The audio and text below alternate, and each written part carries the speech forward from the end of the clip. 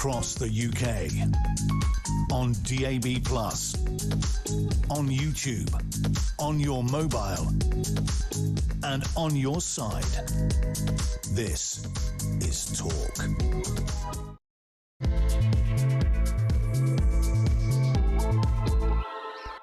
Let me tell you this, brothers and sisters. My dad is out campaigning in the Makerfield by-election. Now, I'm not going to mention any candidates. I'm only going to mention themes because these ridiculous Ofcom rules. But let me tell you why he is so energised to be involved in this by-election. It's got nothing to do with any of the machinations of the various political parties. It's got to do with something very, very simple. It's really now fashionable in this country to moan about your background. Oh, I made it from this and I made it from that. And despite the fact I only had one ear and hemorrhoids, I still got wherever I got. My dad actually believes that he grew up in a land of opportunity. Now, technically, he was born in Athens, Greece, but he was born in the British Army Hospital, and so really he kind of is Greek, but he isn't. Actually, he grew up on a perfectly nice council estate in Morecambe, and he went as an apprentice at British Rail and worked his way up to being the managing director of a major company. He was the head of various trade organisations, and we used to go to these big dinners with 1,000 people from industry where he was applauded in, and my mum had to make a speech as well. That was torturous. She hated it, although she was, to be fair, always very good. My dad fears now that the opportunities do not exist for young people to go from an apprenticeship to the top, that this country is not a land of opportunity, that there is no ability of people to better themselves. Instead, people are pushed down by government regulation, that in fact we are dismissive of trade skills and instead push people into university to study underpants pulling up or whatever it is that is the latest fad craze in whichever university they've managed to fashion from a couple of conservatories that were left over from a hotel. But the point is very simply this, and it is a serious point. Right across this country, people are worried about their children. People are worried about their grandchildren. What are we going to do about the fact that wages are getting lower? What are we going to do about the fact that job security is disappearing? What are we going to do about the fact that our national assets are now owned by foreign countries? By the way, when Margaret Thatcher privatised the public utilities, the intention was not that the Qatar Sovereign Wealth Fund, another country, nationalised them on behalf of whichever Gulf state it is that happens to have the money at the time. That was not the intention. Britain now is, in my view, racist against its own people, in my view, determined to crush any sense of gumption, determined to push people down, and determined to ensure the rich remain rich and the poor remain poor. I think it is absolutely despicable that somebody on minimum wage is basically paying 50% of their income in various taxes, so some local government fatty can retire age 55 on 100 grand a year. It's an absolute disgrace. We are letting down the children of this country, and it's all fine for somebody like me to sit here. You know, at the end of the day, I'm one of the privileged people, right? I went to private school and now I work on television. It's all easy for us to say, oh, life is good. Yeah, life is good if you live in a rich part of the world. Life is good if you went to private school. Life is good if you work in the investment bank. Life is not good if you are one of the people, and there's loads of you listening to this, who are driving a white van, not because it's a bad job, but because your ability to earn has gone down. You know, the government's now demanding 4 self-assessments a year instead of 1. I don't know what you pay for self-assessment, 300 quid. Well, it's now 4 300 quids rather than 1 of them. Everything is stacked against the British people, and we always moan about young people and say that they're woke and all this sort of thing. Well, I understand them and I feel sorry for them. And let me tell you, I have all the sympathy in the world for those young people. They weren't idiots. Those young people who went on Extinction Rebellion March and then went to McDonald's afterwards. Hypocrites. No, not hypocrites. Bullied into going along with all of this, and then after they've done their duty to the left-wing crazed cause that they're forced into, then they can actually have fun and do their own thing. They're not hypocrites. We are forcing them and bullying them, and we are failing them. Well, Kieran Fothergill is a is the Northeast chair of the Jobs Foundation, and he is extremely concerned about opportunities for young people. Now, Kieran, look, I think what we are doing is pretty disgraceful. You've heard my view. What do you say? Well, thank you very much. That was extremely interesting. I would tend to agree from my experience in business. I lead an engineering group based in the northeast of England, in one of the most deprived parts of our country, Stockton-on-Tees. We've been headquartered there for 171 years on the same spot. It's a national business, but we're very true to our roots. And in a ward where we've got up to 50% youth unemployment, we've got vacancies that we can't fill. And how does that work? Well, there's obviously a misfiring here in the system, a disconnect between employers who are looking to employ young people because they need young people in their businesses, and the system that doesn't give those young people the opportunities to take up that kind of employment. So let me ask a really simple question. So obviously you advertise for a job. Is it that these young people are not applying, or is it that when they apply they've not got the skills you need? Well, I think the first thing to say is that attitude is the most important thing when you're looking at a young person. It's not necessarily that the curriculum has set them up in the perfect way. Things are moving so fast. We can talk about AI, we can talk about all these types of things, but attitude remains really important. But when the young people come to the interview, often we find that sometimes they don't turn up on time. If they come from generational unemployment, there's no culture of work in their family. They don't know what it means to turn up on time, to respond to an email in a timely manner, to dress appropriately. I mean, these are obstacles that can be overcome, but they cost time and money to the business. And at that point, certainly when minimum wage has gone up, why wouldn't you hire someone with 10 years experience? Why would you give a young person the opportunity? And by the way, sorry to cut across you. I'm not an employer, but people have said to me that the really shocking thing is that instead of raising standards and responding to things like this, schools have actually just dropped requirements. So as an example, you know, there has been an explosion, and I'm sorry if I'm going to dispel a myth here, there's been an explosion of working class kids going to Oxford and Cambridge. The reason is not that schools have educated them better. The reason is that now Oxford and Cambridge take into account both your A-levels and the postcode of the school that you went to. And so, in fact, instead of driving up standards, we're just dropping them to get into training, dropping them to get into universities.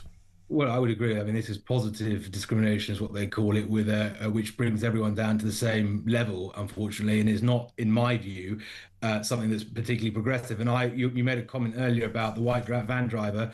What I would say, from what I see, it's a far more profitable career path to have a skilled trade, to go out in a white van and work long and hard days, than it is to go to university and earn an undergraduate degree. I think, as you put it. What happens if I'm in Stockton-on-Tees, right? Mum, dad, and grandparents have never worked, and that is not just their fault. That's also the fault of public policy. But okay, the school you went to was crap. You don't really know how to do anything. You've got your 5 GCSEs maybe, but who cares? You know, how on earth does that person then say to themselves, if I get a job, I will earn less than if I'm on benefits? I mean, how are you going to motivate yourself to do that? Now, you know, and I know, that if you're in a job, actually, in the fullness of time, you'll probably be better off. But I mean, in the immediate sense, you're not. And I just wonder how on earth I'm going to persuade some kid from Stockton-on-Tees not just to go on benefits like mum and dad. No, you're absolutely right. This is a totally underappreciated part of this problem. We incentivize the welfare system, the welfare state. I mean, even the job centre, I would say, is totally wrongly incentivized to try and get people into work. I mean, it's more to facilitate a box ticking exercise so that people can stay on their social welfare payments, because all the job centre is doing is making sure that they do enough by the book to stay on the system they're on. So no, how do you motivate them? Well, as an employer, we try and get out to colleges, we try and get out to sixth form places. We've got dozens of apprentices, and we try and show them the career paths. We've got a guy on our board who's been with us 25 years. He started as an apprentice on the tools. So there are the pathways there.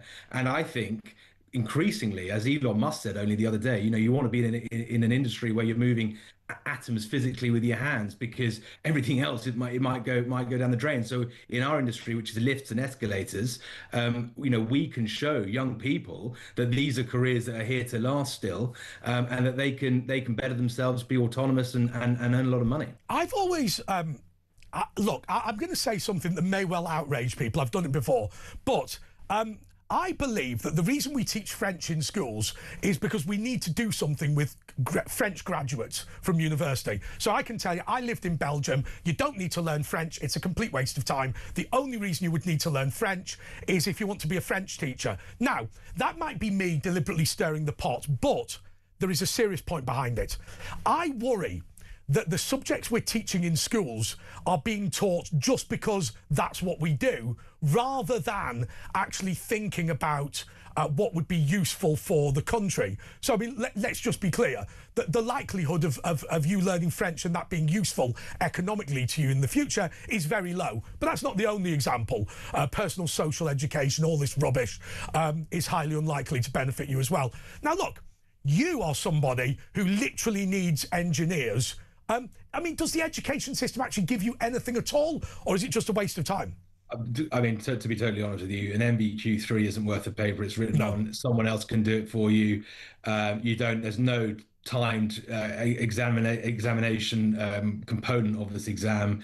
It's useless, to be honest with you. And what we find is that you get guys who've got these qualifications, MBQ3, MBQ4 is maybe slightly better, who can't really do the job that they're applying to do with this qualification. And they're mercenaries in the industry because there are so few of them. They can command fairly high wages, and then that puts the whole business wage structure under a lot of pressure, because you've got old timers who've been in the business, in the industry 20, 25 years, basically on the same wage as these young guys who don't know what they're doing. We've got a remarkable situation in this industry, and by the way, I don't blame young people for any of this, but if the British media industry sacked every single person that could enjoy professional training from media studies, do you know, in 1 year we would fill every single job? That means that in every single year the universities graduate enough people to restock the entire industry in full. What that means is,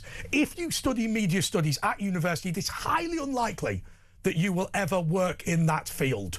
And so we're churning these people out, and whether they're good or bad is kind of irrelevant. There is no prospect of the majority of them ever getting a job in that field, and therefore, in a sense, you're wasting everybody's time. Now, if you went to university for a bit of fun, that's fine. But, most people are not millionaires, right? And so they're going to end up being hoodwinked into going to these courses when the universities themselves know they'll never get a job out of it. Well, 50, and you come out with 50 grand's worth of debt that you never pay back, that the state has to bear ultimately. Do you want fries with that? We take it into our own hands. That's why we put on our own bespoke apprenticeship courses and programs where we invest in the young person and show them we train them up appropriately. We partner them up. But there's a slight problem with that. You're also paying tax for the government version of that you're not being provided with. Yeah, that's absolutely right. I mean, and now it's costing about £4,000 more than it was per young person per NEET to hire. I mean, one of the things that I advocate for as chairman of the Jobs Foundation North East is a skills relief tax, pretty simple, to offset training costs and NI exemptions for first jobbers when you're in the first 2 years, for example, when you're hiring people out of long-term unemployment as well. Then employers should be exempt from these taxes, I think, and that would help bring a lot of people who are a long way from getting back into the workplace more efficiently and more easily. We've actually put that to Rachel Reeves. You won't be surprised that we haven't had much back. Oh, well, you never get much back from her. I mean, you could have a more interesting conversation with my lunch. But let me just ask you this question. And, I don't want to pry too far or go too far in the interview because you've come here to talk about jobs.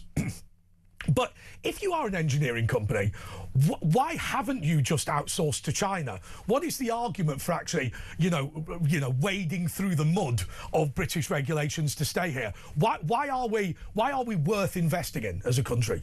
It's family. It's a family business first and foremost, and we are so deeply rooted in our community. Our decision making horizons are really long term, and we are committed entirely to the place that we're from, and we have a community of people and employees and families that have been with us through thick and thin. We're not going to abandon them. But with respect, and what you've said is laudable. With respect, that is the sort of answer that people give who are eventually eliminated by competition that undercuts them from abroad. And I'm not saying that will happen in your case, but my point is, what you've cited is very laudable, but you haven't actually cited a reason to invest in the United Kingdom. You've just said that you're a loyal guy. No, that's a very fair point. No, what we have done in the last 15 years is totally transformed the business. So the business needs to stay relevant, needs to be profitable, needs to be relevant to its customers and to the marketplace. So what we've done, from being a product-led business with a service support element, we flipped that on its head. So the margin, the money, the profit is in servicing. That's where we've focused. And with the product side of the business is to support the service bit. So that used to be the other way around. Since we made that swap, which is about 15 years ago, the business has doubled in size, which tells you everything you need to know about, one, the decline of British manufacturing, but two, the importance over a 170-year business to keep reinventing yourself. I'll tell you what's really interesting. Because I used to live in Ascot, I'm a member of the Royal Enclosure at Ascot. Now, as you can imagine, a scrag like me wouldn't normally get in, but I happen to know people through a local connection that got me nominated for it. Here's the really interesting, that's not me showing off, it's just really interesting. The Royal Enclosure office at Ascot is unlike any business I've ever been in touch with. And it's this. There's a phone number and somebody answers and says, hello, Royal Enclosure Office. And you go, oh, I've got a bit of a problem with my badge. And they go, I'll just pop you on hold. And you can't hear this, but you can tell they're going, Steve, how do we fix this? And my point is, you are actually phoning the actual office with the actual management picking up the phones. And it's like night and day. You know, when you phone a bank and you've got this automated this, and you know the bloke in Bangalore can't actually fix your problem because the computer won't let him. Whereas actually, when you phone up a business, and I know it's a not-for-profit, but when you phone up a business where you're actually speaking to somebody who gives a toss and is able to do something to resolve your problem, it's just... You heave a sigh of relief because you know you're not going to sit there for 3 hours and then just fail anyway. Well, can I just comment on that? I mean, that you've hit the nail on the head there. Where we compete and we win against the multinationals, the guys you'd have heard of, Otis, Thyssen, Coney, Schindler, the really big boys, where we compete and win is on customer service. Yeah. We answer the phone. We deliver from a regional hub model. So we've got 15 offices around the UK, 450 plus employees in our main lift group. And we turn up on time. It's basic customer service where we focus on customer needs. And that's where we beat those other guys. I'll tell you what's extraordinary in modern corporate Britain. And I've got to be careful because don't worry, they're not watching. But what's amazing to me is that we are constantly, businesses, I'm not talking about this one, businesses are constantly driving down costs and saying, oh, we must cut this, we need one receptionist rather than two. And the person saying that is on 200 grand a year having 3-hour steak lunches, right? And you think, why don't we kick that fatty out first rather than getting rid of security people? And actually, time and time again, what we have seen is a reduction in people who are actually serving customers and an engorgement of legal affairs officers, HR officers. I mean, diversity training days, they don't let me go on them because I'd actually turn up. But you know, we got all these, oh God, oh, you know, here's our strategy on this and here's our policy on that. I'd never read any of them, right? But you think there's now. Well, the City of London has floors and floors and floors of these people and they can't answer the bloody phone. Well, let's be honest. Let's hope that AI kills off a lot of that nonsense and a lot of those consultants that actually provide no economic value to the economy. I totally agree. I'll tell you what annoys me about consultants. If you are a company that is centralised, they'll say decentralise. And if you're decentralised, they'll say centralise. I had a friend who worked at one of the big consulting companies and he made 200 grand a year doing that. Just telling them to do the opposite of what they were doing. It goes around in cycles. I mean, we deal with that. How do you, just a matter of interest, in a family business, how do you ensure that you stay relevant generation after generation? Yeah, there's no sort of magic answer to that. It's managing the relationships within the business, staying ahead of the game, having the helicopter view, looking down the road, and that's the role of the family members, because we've got professional people in the business, of course, but that's the role of the shareholders and the family. I've noticed this. I've never been involved in a family business, but it seems to me that quite often in a family business there are other hereditary positions. That is to say that the chief engineer is the son of the chief engineer, and it's not just the owner's family that's a kind of hereditary thing. Yeah, I think that's a beautiful thing. I mean, we've got many examples of brothers and fathers and sons and aunts and uncles and all the rest of it working at the firm across different parts of the business. And that's a good thing, sure, on the one hand, but on the other hand, you've got to mind that culturally a little bit as well and make sure that it works and that people aren't, it's got to be managed correctly. But when managed correctly, it's incredibly powerful. I've got one final question for you. I mean, I'm listening to everything you're saying, and you know what? I think most people watching and listening is going to say that is the sort of businesses we need in Britain. The reality is you are not the majority. So what do you say to me if I say to you, that's all great, but nobody's doing it other than you? I say people are, they definitely are. The backbone of the UK economy continues to be, I mean, despite the fact that we're hammered left, right and centre, there continues to be businesses like ours, people that go about their business quietly, treat their employees well, serve their customers well, are at the heart of their communities up and down the country, not just in the big cities.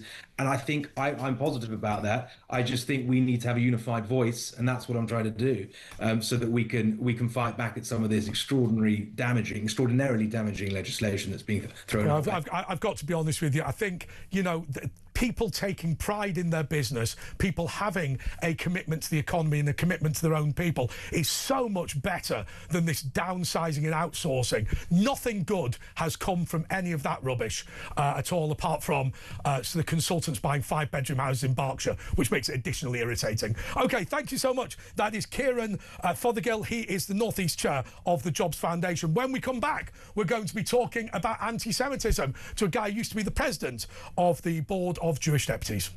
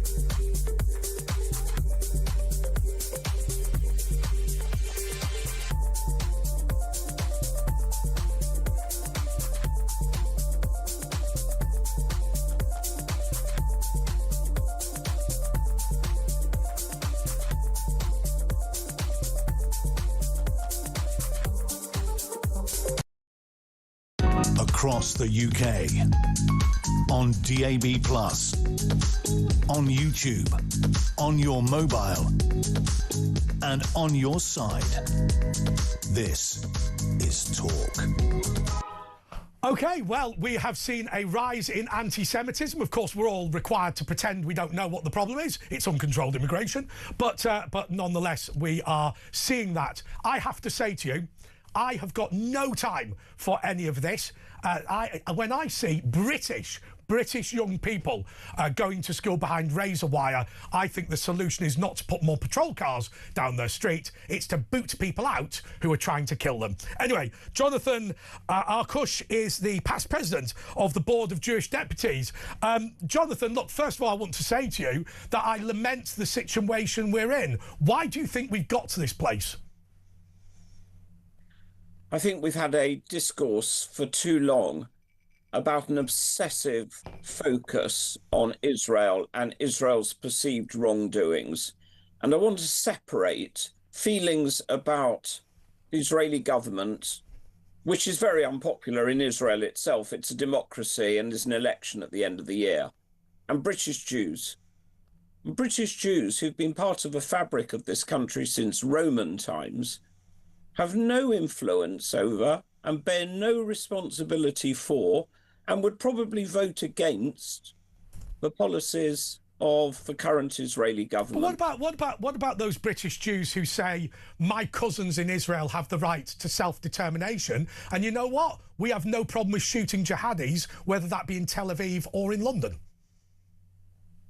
Well, I don't think Israel is a country where jihadis get shot for being jihadis if they are involved in combat against Israel's defense forces in Gaza or in Lebanon.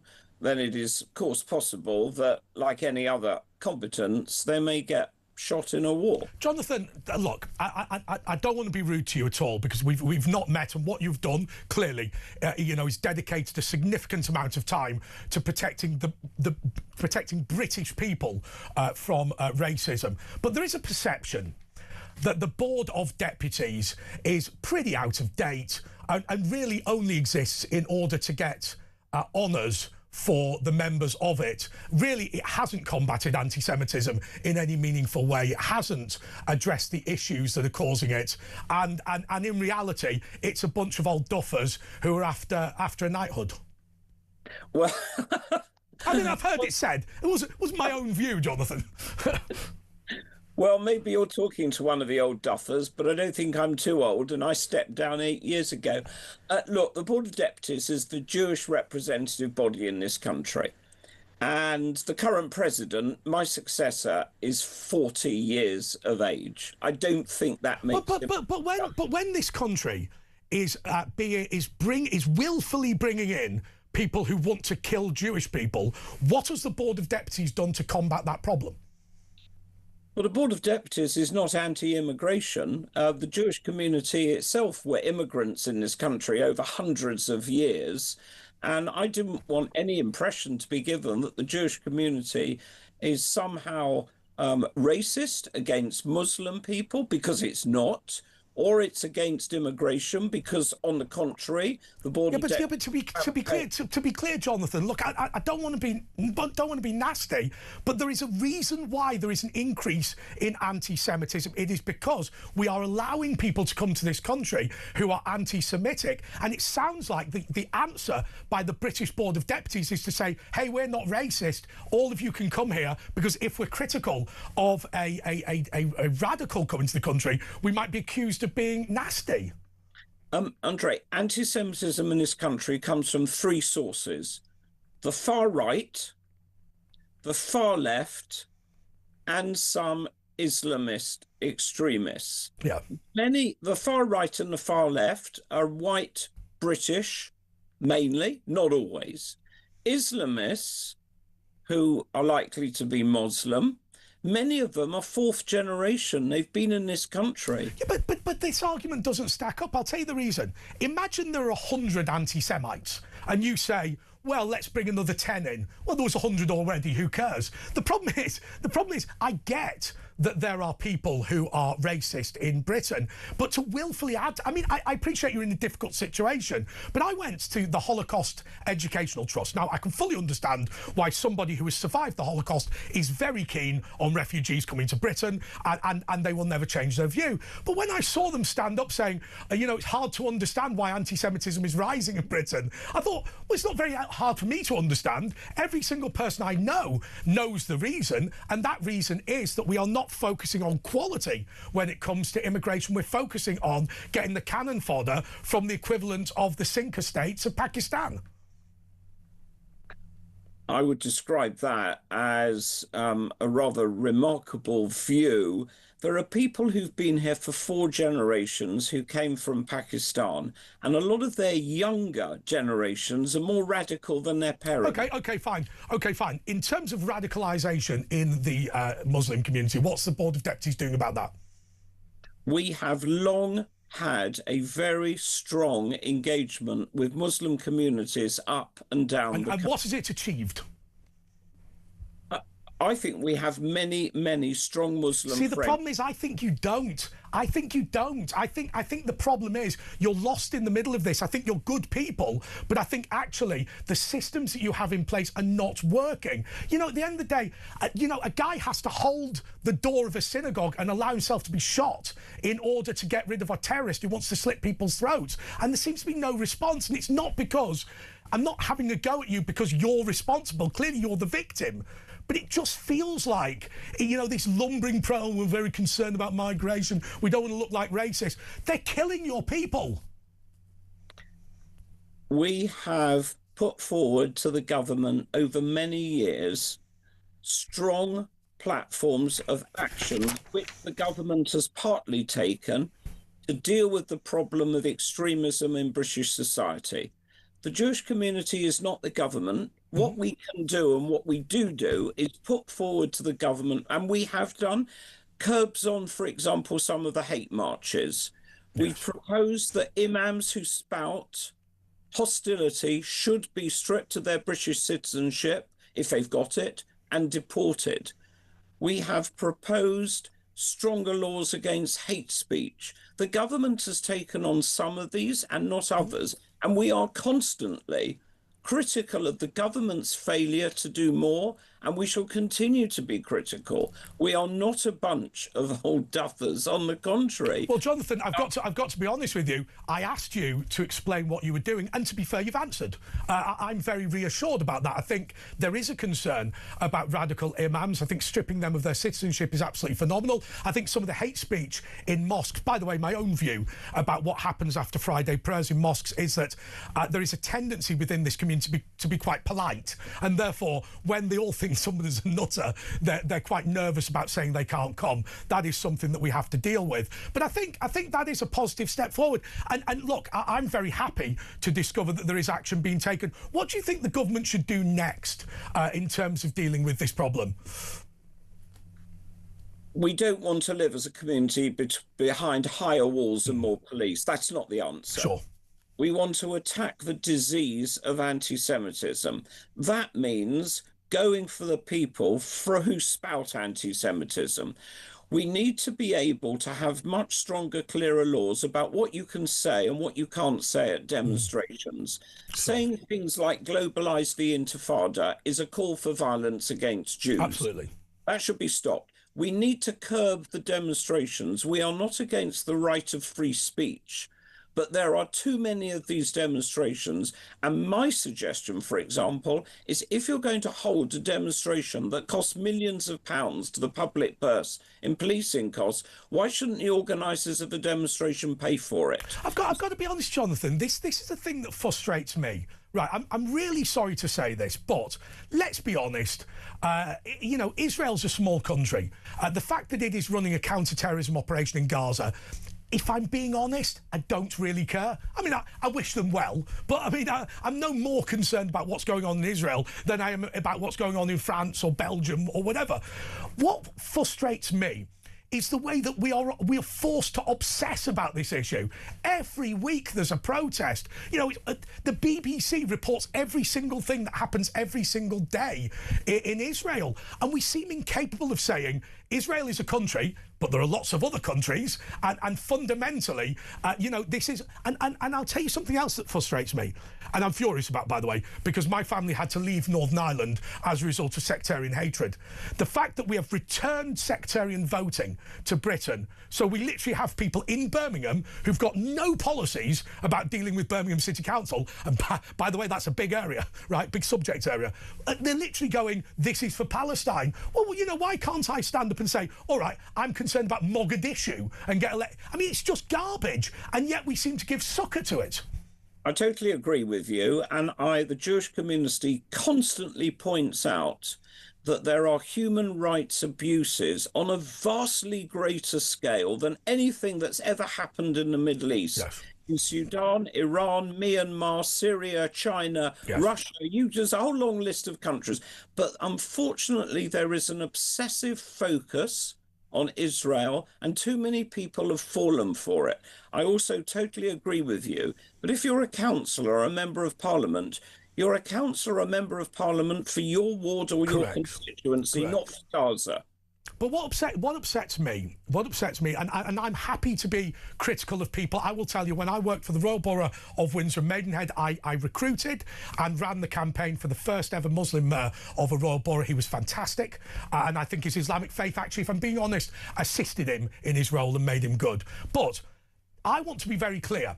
If you come to Britain from some dump, in imposing the rules of that dump on Britain doesn't impress me at all. And I have to say to you, if you've come from an Islamic country and you think that as a result of that, Britain should care about the global Islamic whatever, I say no. The number one issue in this country is poverty, lack of opportunity, and indeed things like over-regulation. You know what? Israel will commit its counter-terrorism operation in the same way that other countries commit their counter-terrorism operation. Forgive me if I say I don't give a toss. If you come from any country to this country, I believe that you should put British values first and foremost, fair and square. I believe that you should try to become as British as possible while retaining absolutely your religious faith or your social customs. I do not believe it is you are entitled to come to this country and then to try to force other people to be more like you. Yeah, I've got to be honest with you. What amazes me, I mean, the Jews are in a very different situation to this, but for obvious reasons. It's amazing that somebody goes, oh my God, where I live's terrible. Let's move to London and make it more like the place I moved from. And you think, I mean, I don't mean to be rude when people go Somalian culture. I've never been to Somalia, but it sounds crap, right? I don't want Britain to be more like Somalia. Now, if you can give me a good argument for Somalia being fantastic, move to Somalia. You know, my grandmother is Greek, or was Greek. I mean, she's dead now, obviously. You know, she left Greece because she thought it was rubbish. Her brother thought it was great, so he stayed there. And I think that's a very simple proposition. What we are doing now with the benefits culture is that, fundamentally, can I explain to you my view on anti-Semitism? The reason for this problem growing amongst migrants is because we are bringing migrants to the country who don't want to be British, right? You know, people who want to be British, and there are many migrants who are like that, would say, well, you're a Brit who happens to have a different religion to the majority. But there are some people who are not like that. And I think until we start saying, love Britain or leave it, I think anti-Semitism will continue to grow. I don't think it's the only cause of anti-Semitism. I'll give you the final word. It seems to me that laws have to be clear and they have to be fair. I'm absolutely not in favour of stopping people coming to this country from anywhere in the world if they commit to British values. If they fall down in their commitment, then their British citizenship can be taken away from them. But above all, I think there should be a strong focus on dealing with anti-Semitism wherever it occurs, by locking people up who cross the line into criminality, and not enough of that is happening. Well, let me say to you, Jonathan Arkush, OBE, I challenged you and you answered the question, so thank you so much for that. And I think that some of the things that you've laid out to protect British people who happen to be Jewish are really, really important. We'll be back in a moment.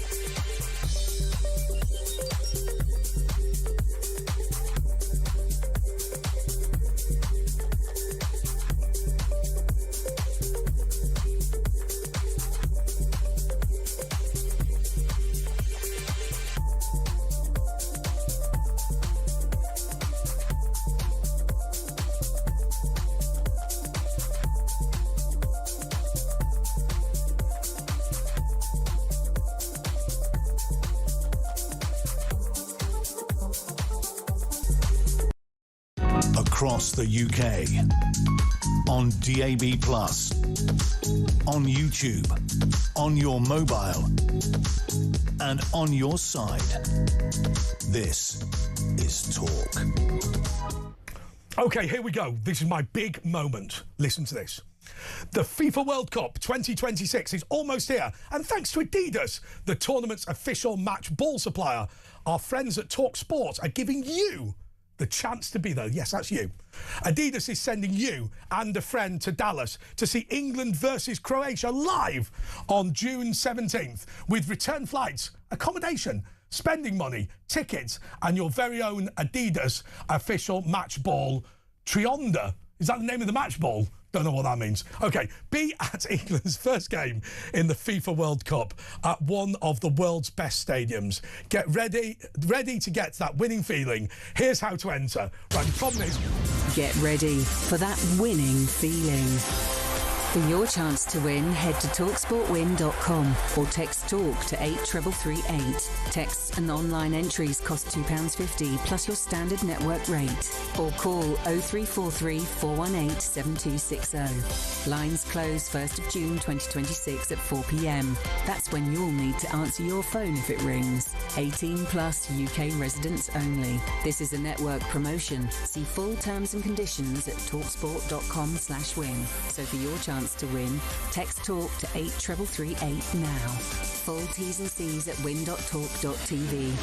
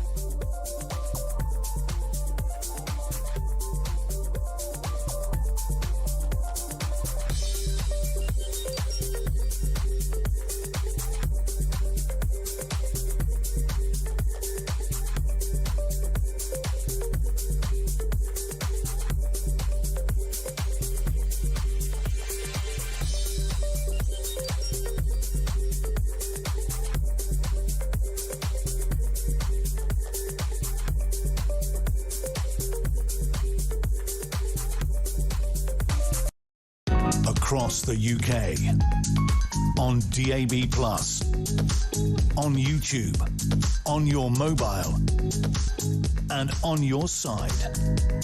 This is Talk.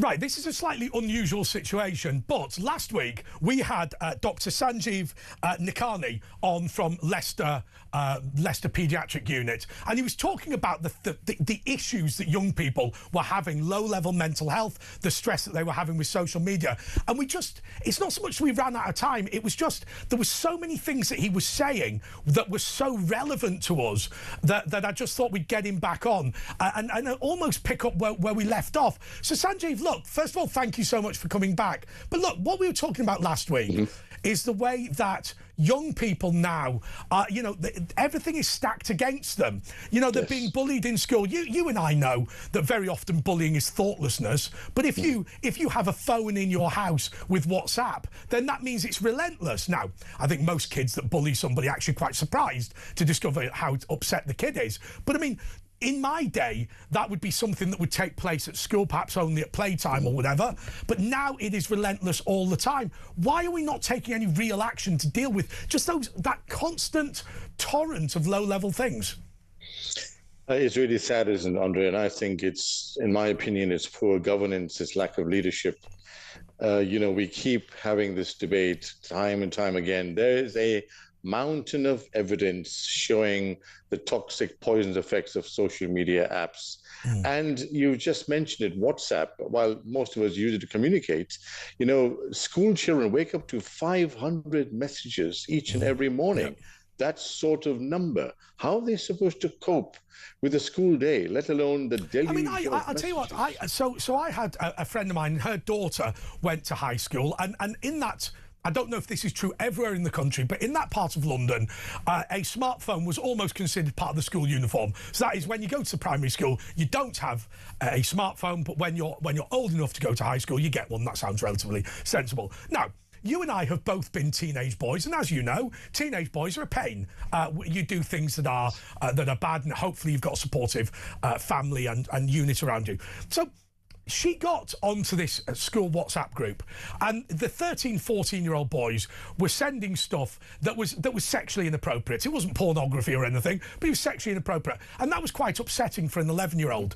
Now, it seems to me that if you are a 13-year-old boy, you're going to try and be a bit of a nightmare on the WhatsApp group, because that's just what you do. And actually, it's not so much blaming the 13-year-old, though clearly you would want them to get into trouble at school. It's more saying you've set them up to fail, because ultimately, 13-year-old boys are a nightmare, and now you've allowed them to broadcast into every first year's bedroom.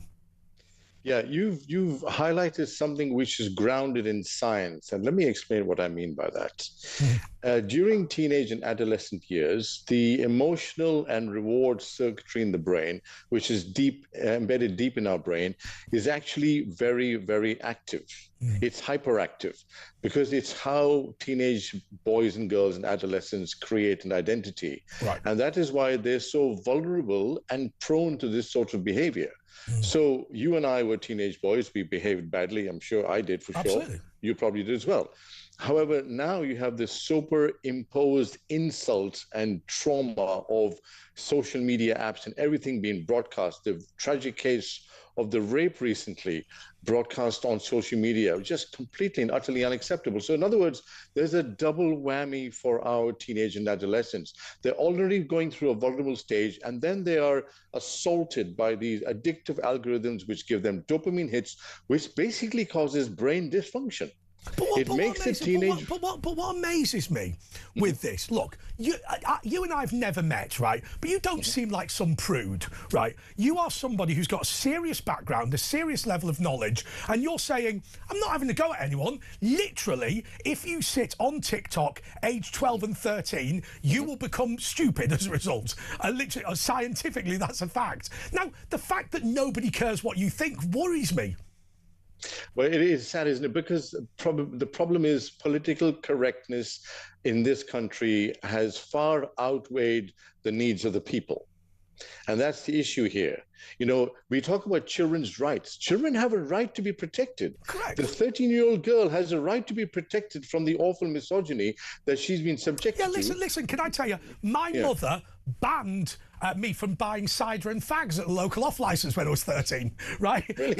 I mean, I was precocious, right? But the reality is, you know, in my day, what were teenage boys going to do? Try and get booze and fags from the off-licence, and the knowledge of which old lady never checked for ID would go round. So at the end of the day, people are reckless and stupid, and you have a support network around you to look after you. But it seems like that support network, it's being weakened, and I don't just think, Sanjeev, it's the phone. I think it's also that we live in a rights culture where children's rights to be we respect children's rights in a way that I don't think we should.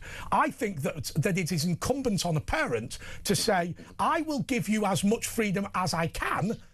Given that you're growing up, and I won't always get that right, but fundamentally, you are a child, I am an adult, and you have the rights that I give you. That is the way it should work.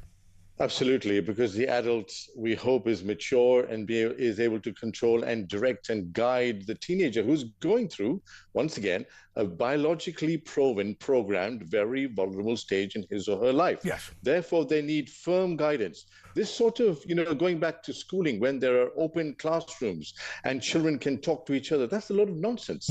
They're not being creative, they're being disruptive.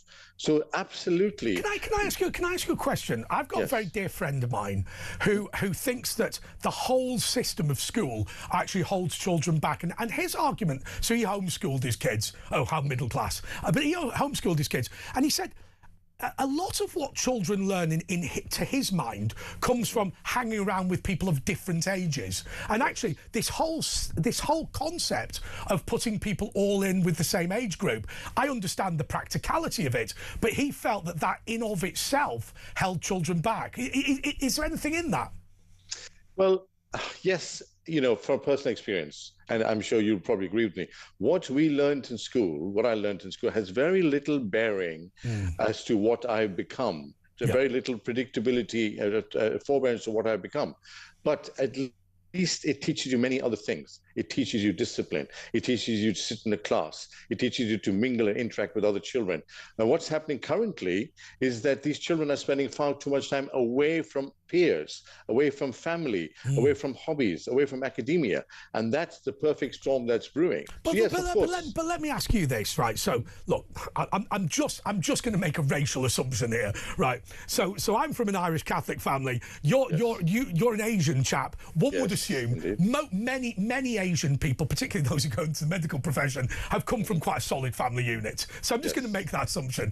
But one of the things that it seems to me Irish Catholic families often are able to do, and Asian families often invest in, quote unquote, is allowing mum to be at home.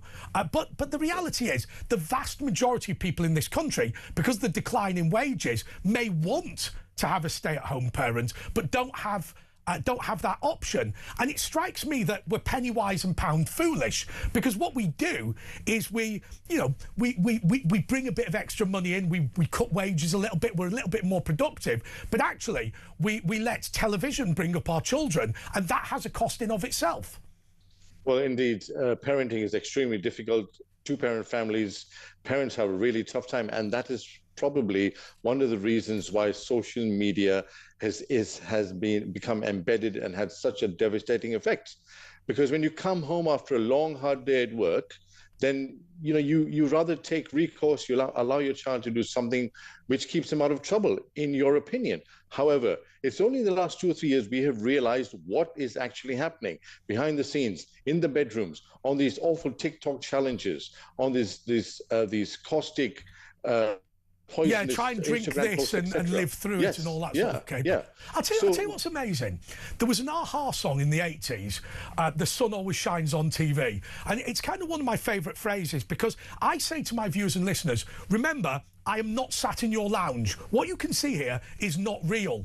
However, and once again, I'm not being critical of young people, it seems so most of the young people that I know in my family look at, some idiot on TikTok with his 5 Bentleys and his house in Dubai, and they believe he actually has 5 Bentleys and a house in Dubai. They don't realise that he borrows it for the purpose. And also people who go, she's got this bracelet, and they can't see that it's an advert paid for by the bracelet company. And it worries me. You are a successful man because you have put in a lot of work and you reap the successes. You haven't taken a shortcut, one would assume, as a doctor. It would be quite hard to do.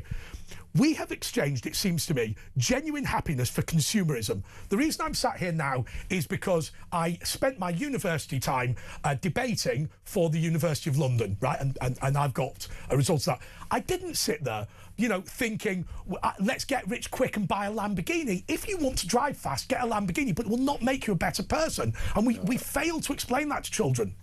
Absolutely. It's this utopia that the virtual world presents, which is not real in the real world. And that is why children are so disappointed. That is why their expectations are set up to fail. And the fact that TikTok has been allowed to proliferate and cause all these problems is because we as a society, as a government, are not taking control of the narrative and explaining to people that actually TikTok is a utopia which doesn't exist in the real world. But the other problem, and sorry if I sound like I'm getting on my high horse, but I can only give the example of myself doing university debating and missioning out to competitions every week for 3 years. What doesn't appear on TikTok is if you have a good family and do the basics, you'll be fine. What it says is if you own this item, you will become a better person. Now, look, if you like a nice suit, buy a nice suit. As I said, if you want to drive fast, get a Lamborghini. But fundamentally, it doesn't make you a better person. And it's that nobody's going to go as a teenager going, it's all about having a good mum. Nobody's going to do that, right? But in reality, that is true. That is true, and that will never change. And those are basic human values. And part of the perfect storm that we're seeing is because of family breakdown, pressure on parents, all of that. This is why children have gravitated to these toxic, poisonous, addictive apps. And you're absolutely right. Materialistic gains and successes have nothing in comparison with real happiness, real connections, social connections, rewarding hobbies, rewarding jobs, etc., etc. I mean, it's even presumably. I mean, you will be a comparatively well-paid official, and rightly so. But if you get a new car, right, there's also a joy for having spent 20 years, you know, coppering up at Weatherspoons because you were a medical student or whatever, and there is that joy of it. And I've often seen.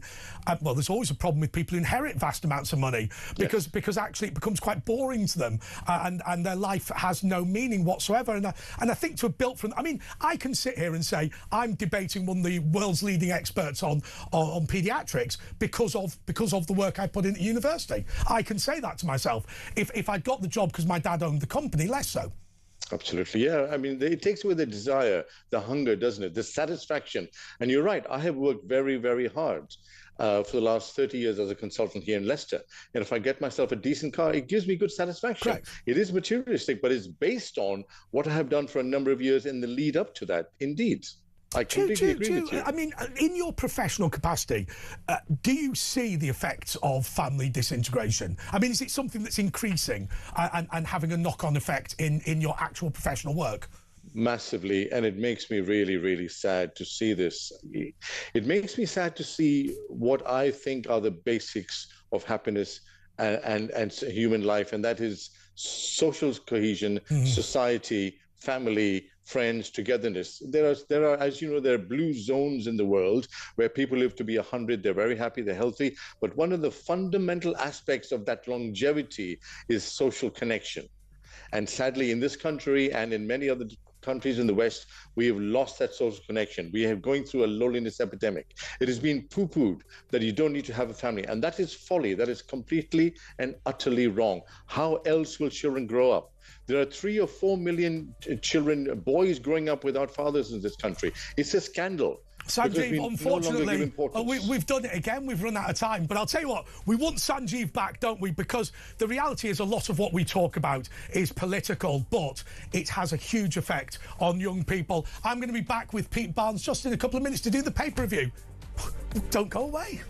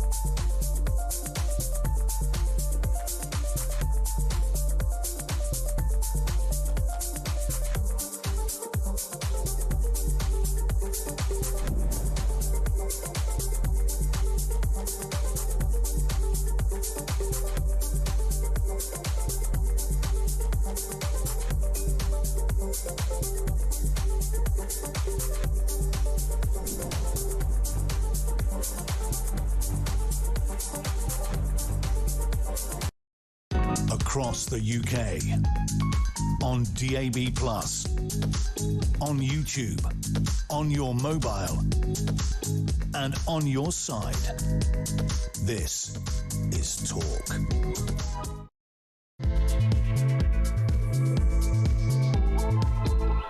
Okay, this is the pay-per-view with Andre Walker and Pete Barnes. I've just realised something. Everyone's saying, where is Asher? Well, I can't tell you where Asher is because last week he said to me, I'm off next week, but don't say where I am, my house will get burgled. And I went, but nobody knows where you live. And he said, anyway, so he's what, actually, I've now, anyway, I've done it again, haven't I, really? So Asher is at home at the moment. Asher is at home, naked, being very flatulent. And he owns a very big dog, and he may well be drunk. Remember that from Alan Partridge. Anyway, we are here with Pete Barnes and Asher. Asher is taking a well-deserved break. The reason, by the way, why he takes a break and I don't is because he is a member of staff and I'm freelance. And I have taken, in my 8 years, 2 days off, and one of them was only when, well, actually, I was very ill. I was tired and emotional in the moments before I left. Yeah. Do you know what I did, Pete? Oh, go on. Oh, I was working all night writing something, and I had Red Bull. Oh, and I had drunk 10 cans. Yes, I know exactly. And actually, what I did was I'd rendered myself incapable of work due to Red Bull consumption. I mean, I didn't say that to Lauren. No. I mean, I told her that. I mean, I don't know. You know, I'm feeling unwell. No. I think if you're going to call yourself in sick, what you have to do is you have to offer something that sounds like she doesn't want to ask. I've been on the toilet.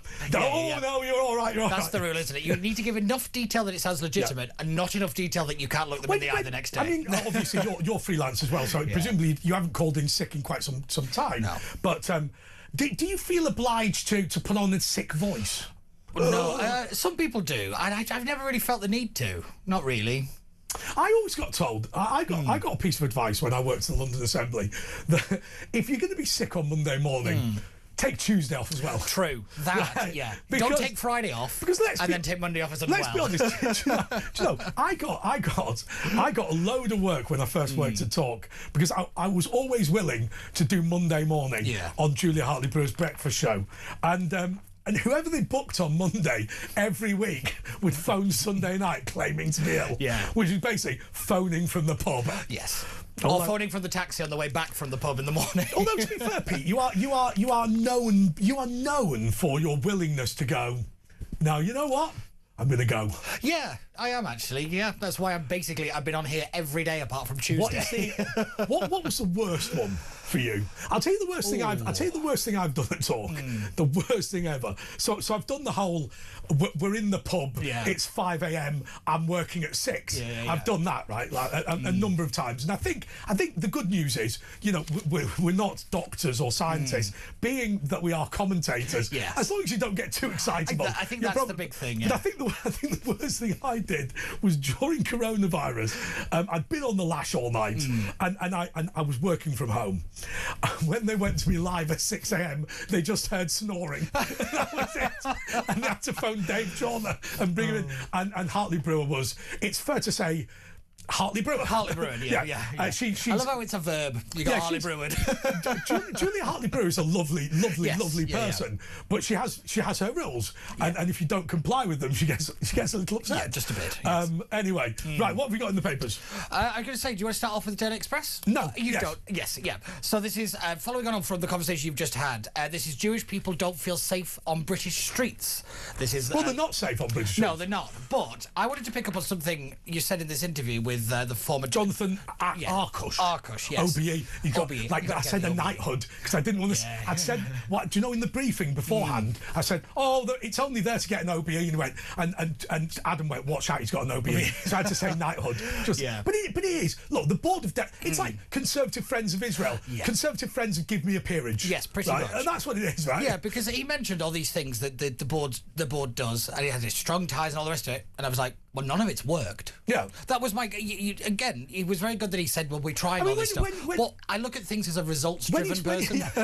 When he's got strong ties with the Muslim community, has he mentioned, please don't kill us? Yes. I couldn't help but notice he tiptoed around the radical Islam section, but went straight for far right. What tends to happen now, and you know, I'm not being critical of this, because I think it's a perfectly sensible thing to do. These multi-faith forums, what they are is a group of religious do-gooders, nothing wrong with that, talking about religious similarities. Nothing wrong with that. But I mean, you know, it's not going to stop. It's not going to stop a Pakistani drug dealer running over you if he needs to get away from the police. It's got nothing to do with it. I know, it's crazy. You know, nobody... I mean, if you attend a multi-faith forum, I guarantee you, your average person who wants to be a suicide bomber is not going to attend. Oh, agreed. He's not going to be there. It's not like it's not like any of them go, oh, do you know what? I was thinking of knifing someone in a synagogue, but now I've heard this. Yeah. I think I was a bit of a knob, really. Yeah, I know, yeah. It never happens. You know, it all hit me all at once kind of situation. It's just preposterous. But again, I don't know if you saw, but the Muslim Council of Britain came out and condemned some an Islamophobic attack situation. And I was like, you didn't use the word condemn when it came to Golders Green, did you? And it's always been my point, is that these organisations, they hide behind wording. They don't actually condemn when something has happened from their own side. Well, I remember, and I've told this story before, so forgive me, the Ariana Grande attack. Now, what I'm about to tell you is all actually true.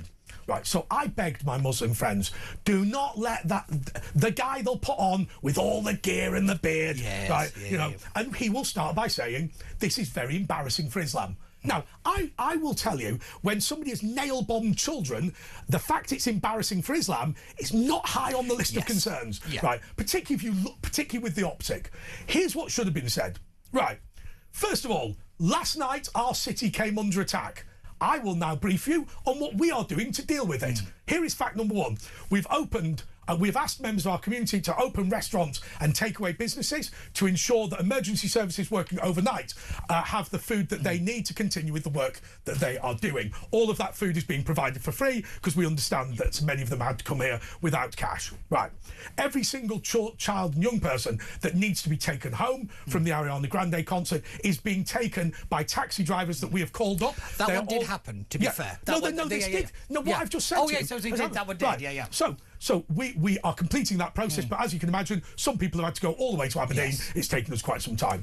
Next thing, we have offered our support in terms of manpower. We are, and there was a whole. Oh, let me give you another one. We sent those members of our mosque who were medics into work early, and many of them have been working for 18 hours. Next, as part of a strategic do you get this one?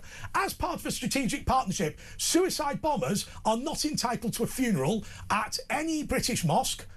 We say, throw him in the trash, he's going to hell anyway. Yeah. Right. Now, had they said that, now let's just be clear, the Ariana Grande concert attack in Manchester, if you've fed every single emergency service worker for free and driven everybody home for free and sent all of your medics in to work for free, those are three pretty significant, pretty significant things. And then we've got much more effective than a press release that nobody reads. And then we've got this 80-year-old Mr. Khan going on about how worried he is about the optics of Islam. I'm very concerned this will look bad for Islam. And you think, why do they do it time and time again? Because the reaction of most of the mainstream is always don't look back in anger. They get to do this because they're never actually pushed to do it. You know, like you said, everything they did there was perfect. It's what you should do. Exactly right. But because they aren't really put under any scrutiny because of cultural sensitivities, they don't feel the need to really do any of this. And the moment that somebody says, well, what did you do? They never really come back with that list, because that list is great on the day. But let's be real, but people in the mosques will have known a lot about this stuff, and that's the bit that annoys people. Well, I mean, they threw Salman Abedi out of the mosque. They said that they feared he was a terrorist, and the police ignored them. But if you think about it, think about the Ariana Grande thing again, right? So Salman Abedi is in the family business. He's a terrorist. His dad was a terrorist. His brother's a terrorist, right? Oh, what a surprise. His dad's a terrorist. Mum's a terrorist. Anyway, so we allow Salman Abedi into the country. We ignore the complaints of the mosque. He is banned from the mosque for being a terrorist, right? And we take absolutely no interest in that. Now, the Muslim community in Manchester, I mean, I don't know what the cost of feeding everyone in the emergency services is, but it's pretty high. I mean, driving everybody back, including people who go, and there were people going to Aberdeen, that's pretty high as well. You can actually say, first of all, it's clearly the Home Office's fault that Samuel Abed is in the country, not the Muslims. And secondly, there is no doubt the Muslims have contributed more than anybody else in mitigating this, and yet we don't care. Yeah. I think very often they don't care. I think you're right, and it is a shame, really. But then I always say it's up to the moderates, as we always say, to put this out there, because it's not. If it was my religion, I'm not a religious person, but if it was my religion that's being abused and perverted in that way, I would rather be on the front line saying we're doing all of this stuff to make sure that this is not. But if us. if you were Jewish and you had kids walking to school with a Star of David on their school uniform, one would assume they do. I don't know if they do, but having heard what the Board of Deputies is doing to deal with the concern about your child being knifed on the way to school, would you A, be thoroughly reassured, or B, think that's not very good? That's not very good. Yeah. I would say, listen, you lot are standing by. Do something. Now, look, at the end of the day, Jonathan Arkush is a victim. Yes. Right? He is But I would suggest to you that if you are running a multi-faith forum in response to people machine gunning your community, I suspect that's not really going to work. Yes, 100%. And this idea that, that in that situation, all faiths are equal and everybody deserves their fair. No. Like you said, there are victims and there are aggressors, and we have to learn the difference between the two. And again, this is a very important organisation, but when they've got that responsibility and they are now literally on the front line of this, step up or step out of the way. That's my big point here, is if you're not capable of actually doing what is necessary, saying the nasty words and being mean about things and actually pushing for the safety of your kids going to school, if you're not up to it, move out of the way. There are plenty of people that will do it. But Pete, I mean, look, you're a reasonably middle-class person, but when you talk about the northern working-class communities, right, if somebody wants to kill the children of Wigan, the view of the people of Wigan is drop dead. Yeah. Not we're doing a deal. Not we're equal but different. It's run down our street and we'll thump you. Pretty much. That's the polite thing they'll do to you. Yeah, exactly. Well, they'll phone the GMP who are well up for a fight. I'll tell you what. So those of you watching and listening who've not seen the Greater Manchester Police when they get shirty with the problem, I mean, my dad used to call it the good old days. I mean, honestly, presumably the new leadership of the GMP won't be pleased with this, but I'll tell you, if a wrong 'un came down our street, and not only was he arrested, but he'd have no teeth at the end of it, and he'd be done for police assault. I was going to say, the new guy actually was picked because he was very anti-woke. Right. Yeah, however, you've had the whole Manchester Airport catastrophe situation, but actually he was brought in to bring back some of the old Bobby. Yeah, I mean, the one thing that I liked about the Greater Manchester Police, and hello to anybody from the Greater Manchester Police who's watching or listening, is that they always took the view, we are here to kick the crap out of bad people. Yes. Now, that can be figurative rather than literal, although it was often literal. But if you went and threatened a community, they'd have you. Yes, because I think that's the key word, community. I always think that the North is a lot better at this than the South. I agree. I think there is that sense of we are part of a community, we are part of something. And I get the whole don't look back in anger thing, I understand it, but I thought that was quite shameful, actually. I thought kids were blown apart with nail bombs, and your idea was to knit little bees and all hold hands and sing a song. I'm sorry, kids died. Step up.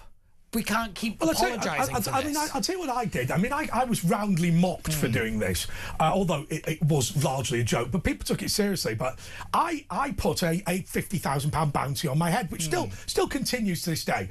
I said publicly to the Islamic State that they should kill me, and I've put aside £50,000. I've got a bounty on my own head. If you contact me, I will give you my address, and you can come and have a go. And I'll tell you the reason I did it. Tell you the reason I did it. Is this where you had the picture of you with the sword? Yes, I remember that. Yeah, with the sword. We were trying to work out, could we claim the money? As I say, I'm a sword owner and I vote. Right? I'm a sword owner and I vote. That should be on a bumper. But here was the interesting thing about it. So, there were people who genuinely believed I'd be dead. Right? Now, the point I was making was, look, let's just be clear. I'm a fat bloke with a ceremonial sword. Right? But you are only going to bully little girls. Yes. Right?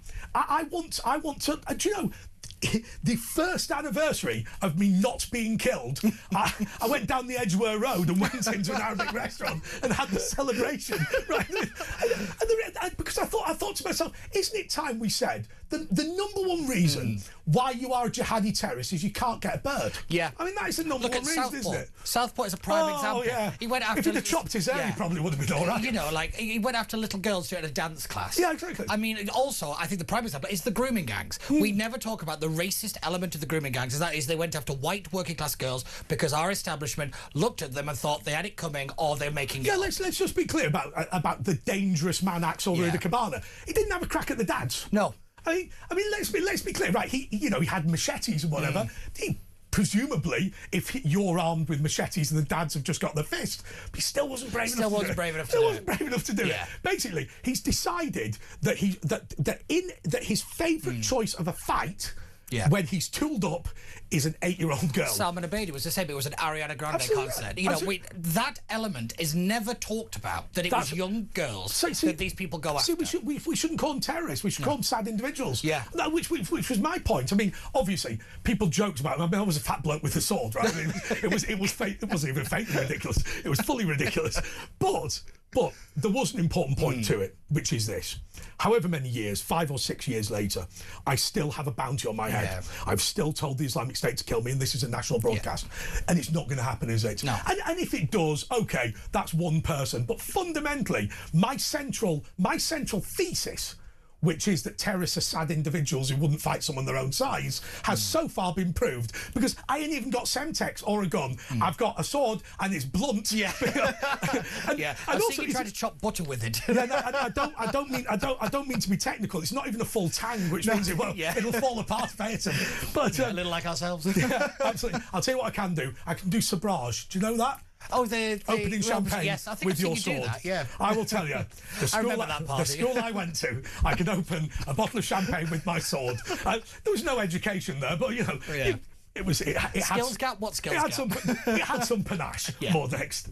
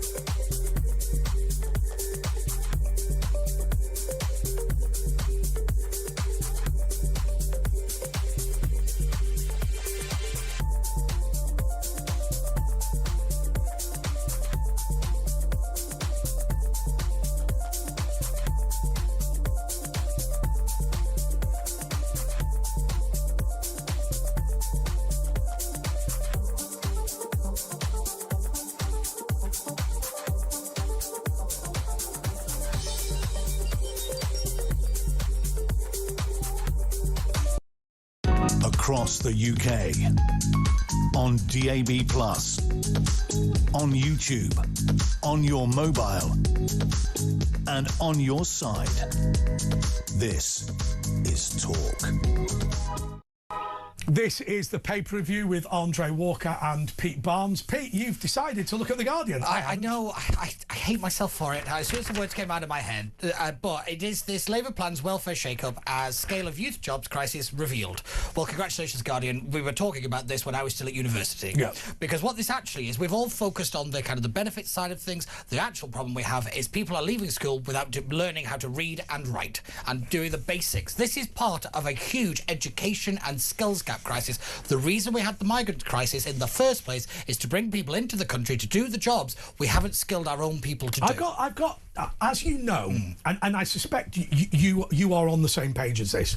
I think that a lot of us who are from the north of England feel quite strongly about this issue and think that there has been a failure by both government and Southerners to recognise the problem. So my view on this, and I don't know, I'll invite you to comment, is that there is a great tendency in the south to sort of go, oh no, these people need to be supported and whatever. And actually, there's a view in the north which is these kids need to be dragged out of bed and put into a job forcibly. And the reason is because, whilst that sounds cruel, you know, drinking themselves to death and having a heart attack age 35 is what is happening. And I'm very sorry to all these well-meaning people who are giving money, who want higher taxes for higher welfare. It's killing people in the north of England. Oh, without a shadow of a doubt, it is that kind of, you know, we must support them and, you know, and make sure they're okay. You're not helping people.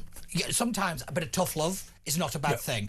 I do not blame kids, though, for behaving how they're behaving if they're brought up that way. That is another big problem. We need to deal with the cultural side of actually getting up, going to work, and actually having pride in work. You know, we like I said, we fuss over the fact that you could earn more money on benefits and all this kind of stuff. But we also have the problem, we don't have any jobs for young people. No. We've killed off the retail sector. We've killed off pubs and hospitality mainly, you know. So the two main industries that younger people get their first kind of entry job into don't exist anymore. Sure. And then add on top of that the national insurance contribution, you know, that tax increase, which then decimated every small business ever.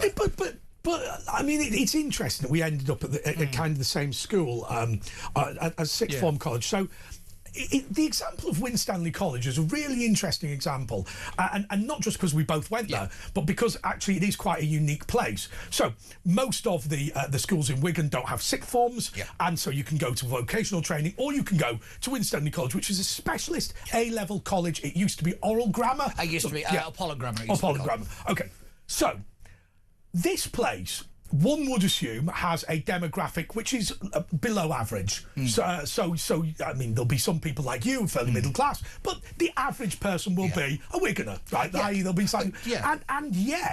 And yet, it is something like the 7th best performing. When I was there, it was the top college in the country to go to. You had to have a minimum of, when I went, it was 9 A stars and 1 B to get in. So it was ultra competitive for the region and for that bit of the country. To get into that college was basically how you got into Oxford, Cambridge, Durham, like how you got into the top class units. So what we are talking about here, and I think that this is where we have to start thinking about the loser culture in this country, because the fact that the best sixth form college in the country is in Wigan, right? It's not because Wigan's a rich place. That, you know, there's nothing in the water, right? What has happened is... Well, there is, but... There's been, bromide. But actually, there is they have created a culture of success. Yes. And I think, actually, the fact that it can be done in Wigan, there's no reason... I mean, it's Wigan, right? Well, I think the fact, though, is that it is a kind of place where I know I was raised, and all my friends when we went to college, sixth form, was always kind of get up and go to school. Yeah. Like, even if you broke, my dad always tells this funny joke that even when he actually physically broke his leg and the bone was coming out, my grandmother still made him say, "Well, what are you going to go to school?" And he was like, "The bone's coming out of my leg, but are you going to school?" That mentality does not exist as heavy as it used to. But so I've not met your mum and dad. But I think there is an important point about them, which is this. So, obviously, they've got a nice house. They live in a nice area. Oral is a nice area. The president of the rugby club or whatever it is, right? And in Wigan, being president of Oral Rugby Club, as you well know, is a good thing, right? The reality is, unlike you, your dad could do a lot of work, buy a house, marry a nice lady, and be a respected part of the community. You are on TV, and you are far from being able to buy a flat. It's ridiculous. I was on with Mark Dolan today, and I made this exact same point. I said, I know people that went to Oxford, Cambridge, they work in the city, they haven't got 2 pennies to rub together.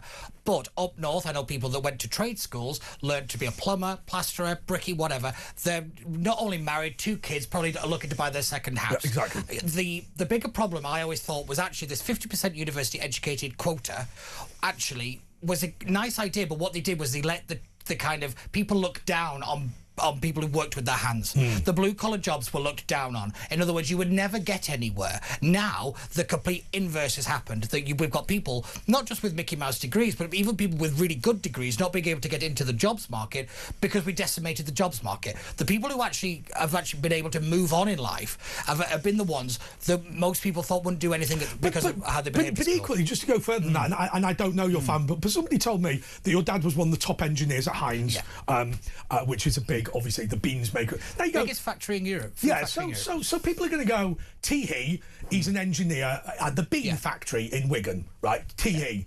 But actually, it's a quality job for a good company, and that is going to give you not just the stability but the financial ability to have a nice house and have a nice lifestyle. And the reality is, when people are going, he works as an engineer in a bean factory, what they're doing is working as a marketing assistant, right, and living, you know, cheek by jowl in some dump in wherever. And actually, you know, that guy we had on earlier talking about engineering and whatever.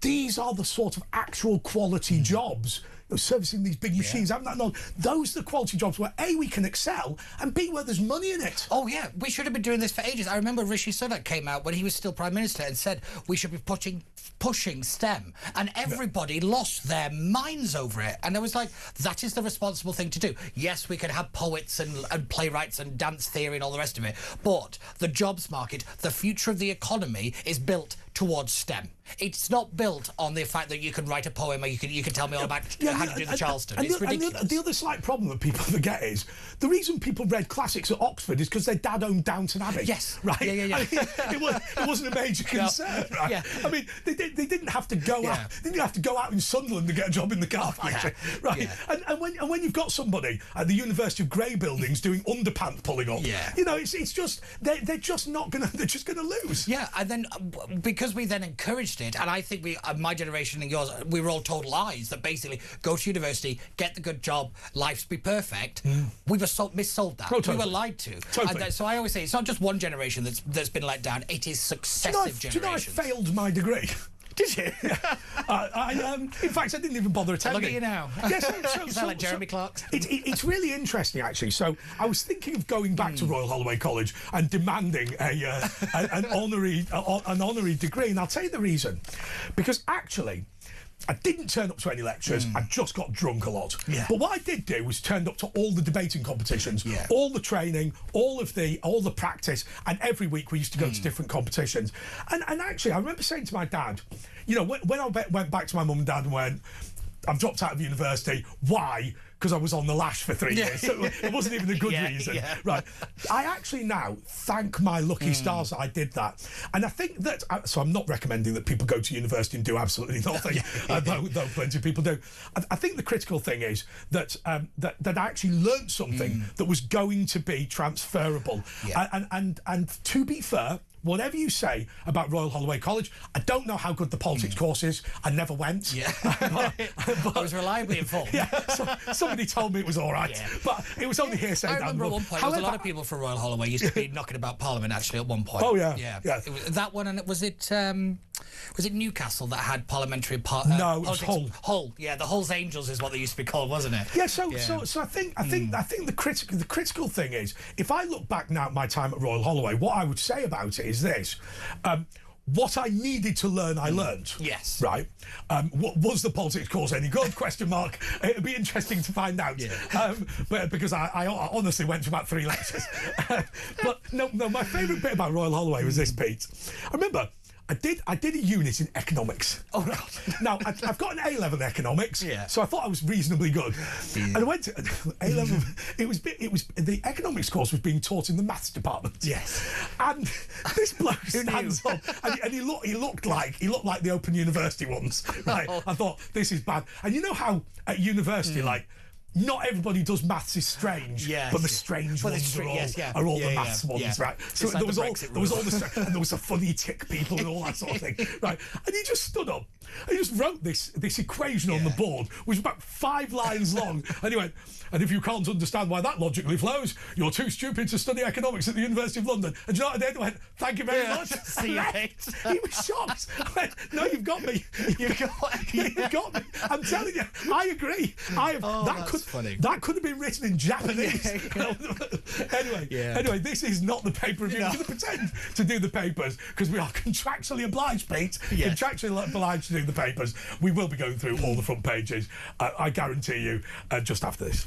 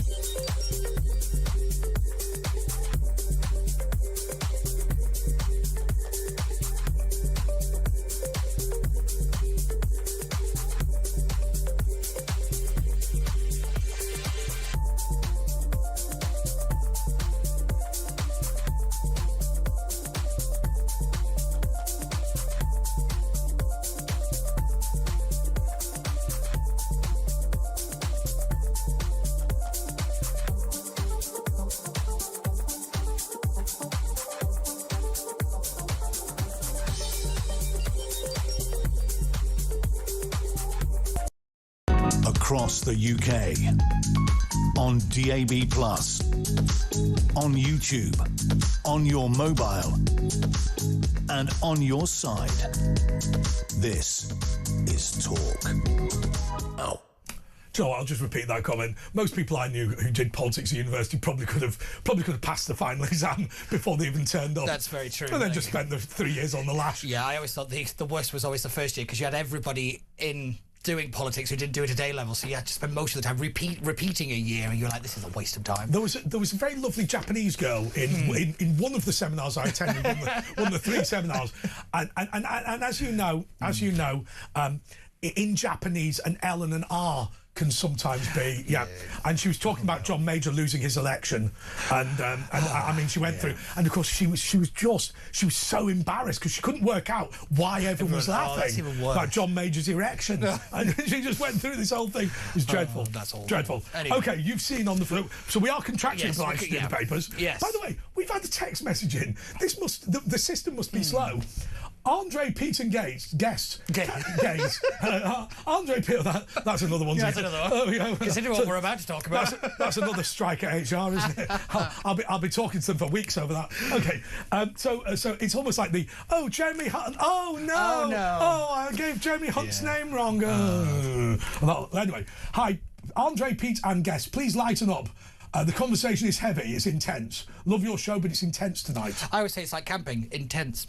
Yeah, I've got to be honest with you. That segment on not attending Royal Holloway College is not classically hefty. No, it's not. It's not something that we're going to put on Times Radio. Who's the most boring one on Times Radio? Oh, I'm not saying that. I appear on Times Radio. I'd like to keep appearing on it. It's probably Alexis Conrad, if I'm being honest.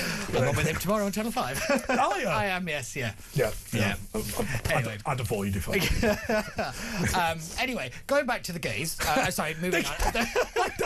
Don't be abusing. I can say it. Anyway, this is a really... No, you can't. You can say it when your grand's not watching. Yeah, that's true, actually, yeah. that woman twitches every time. Yeah. But anyway, this is a really important story. It's the leader on the Telegraph and on the Daily Mail. This is the prostate screening set to be rationed in the Telegraph and the Times. It's a decision that will condemn thousands to death. I couldn't agree more. I think this is absolutely shameful. Do you want to know why men check out of society, why men don't care? The state just said their life could be rationed. But hang on a second. So, So the Freemasons, because it is a club for men of a certain age, does prostate Not by screening. intent, just by accident. Yeah, absolutely. But it does prostate screening. Yes. And don't you just pee in the thing and send it? And it's not an expensive process. I don't think you have to do the. No, I think that's when you get to a certain age, you have that one. But I think there's lots of different things you can do. I think it's more on the lines of the fact there are lots of different things you can do. Yes. That's just you innovating. right. On a Friday night. What you have to do is you have to pee in a pot. If you trust Pete, then all the other stuff he just made up, that's not true. That's not true. I was going to say. But on a serious note, this is not a very expensive procedure. No. And it causes real problems. Yeah, without a doubt. And it's also, it is the kind of the injustice and the imbalance between the amount of money and the fuss that we put into breast cancer awareness, rightly so. And yet again, it does seem to be that men are on the short end of the stick. And I think that is the bit that really irritates people. We talk about, the problem of men checking out and people not talking to men over mental health. We talk about it. And then when actual decisions can be made that can save a man's life, we're told, well, you're rational. But there's an additional problem with this, isn't there? Because in addition to women getting more money for breast cancer, that's really not the issue, is it? The principal issue is that women are much better at going to doctors and can actually prevent a lot of problems by going early enough. Actually, getting men to be screened for anything is hard enough. Yes. When you make it harder for men, it just becomes...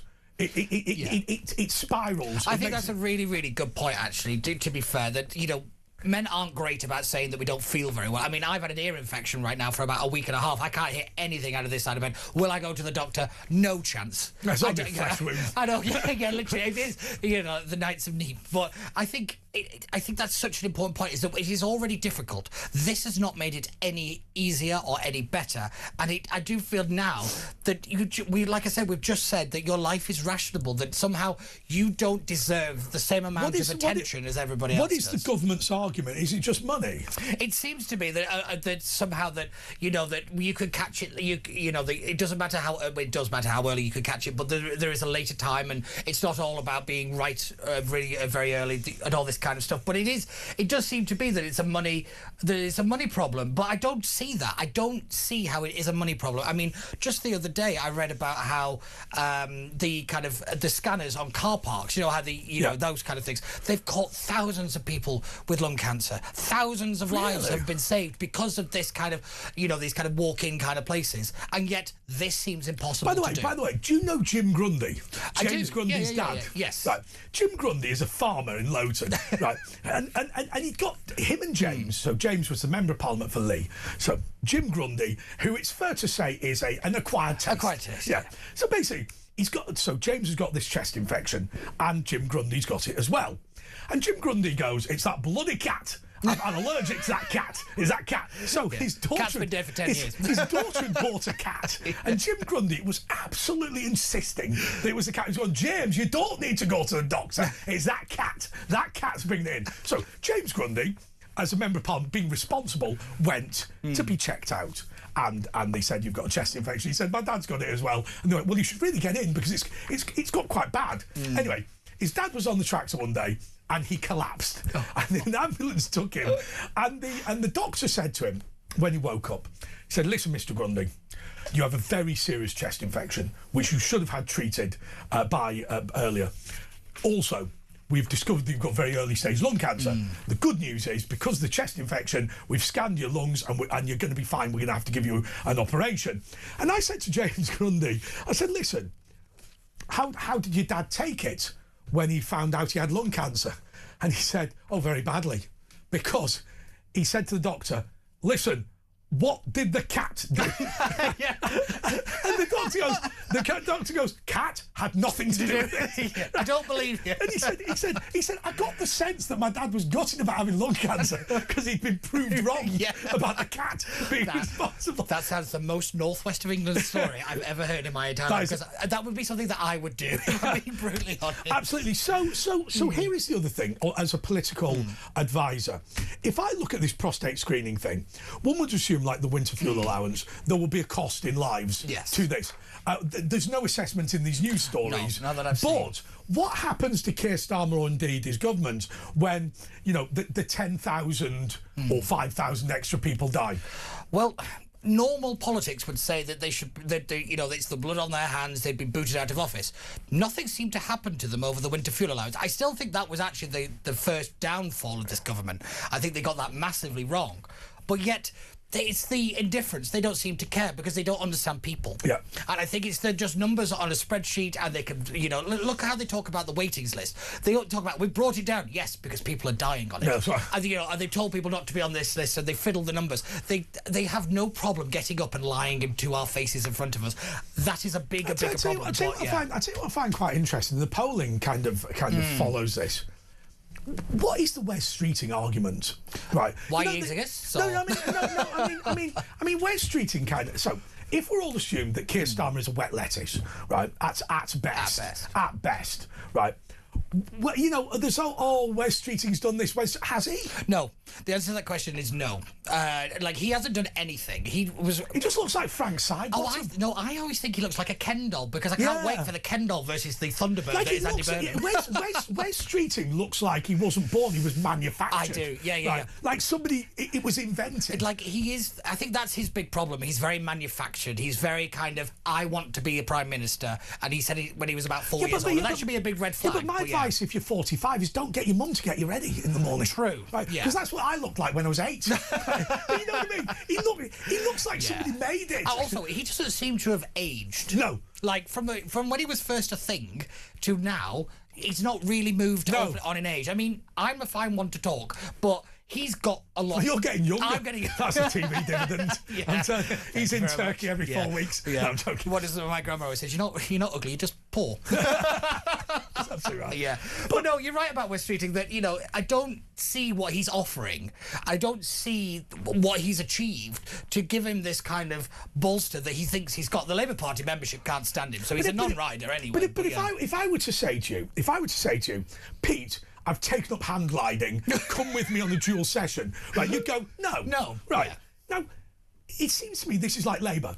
However I present that, right, you're going to say this is a bad idea. Yeah. The reality is, with Labour's policies, nobody likes them. Yes. And you can go, I mean, you know, we can't mention this person, but when somebody stands up and goes, do you know the big problem with our European policy? We've not marketed it well enough. No, everyone disagrees with you. Yeah. Like, people across the country do not like the European Union where you are strongest. Yeah. Keir Starmer does this all the time. Like, after every kind of massive election downfall, he goes, it was a signal that people wanted a change faster. Yeah, that's right. No, it wasn't. my favourite was when they stood up and they said, how do we combat this challenge by Nigel Farage? Be more pro-European. Yeah. So what part? I know. What part of that? Yeah, but again, I always made this point out. We're now at that point where so much damage has been done by these people that they will never admit that they've got it wrong. So therefore, they'll never kind of U-turn on it. No. I think we're so far down the line. Yeah, I've been insufficiently robust. Right, look at this. This is brilliant, from Andrew in Salisbury. Yeah. He says, this is true, actually. Do you remember the autopilot thing on the film Airplane? Where Streeting looks like that. You know, that inflatable one that takes over the flying. Don't call me Shirley. OK, so somebody has said to me, if your Catholic family left Northern Ireland because of sectarian violence against them, how do you end up as a right-wing Tory? The answer is, I'm just English. More next.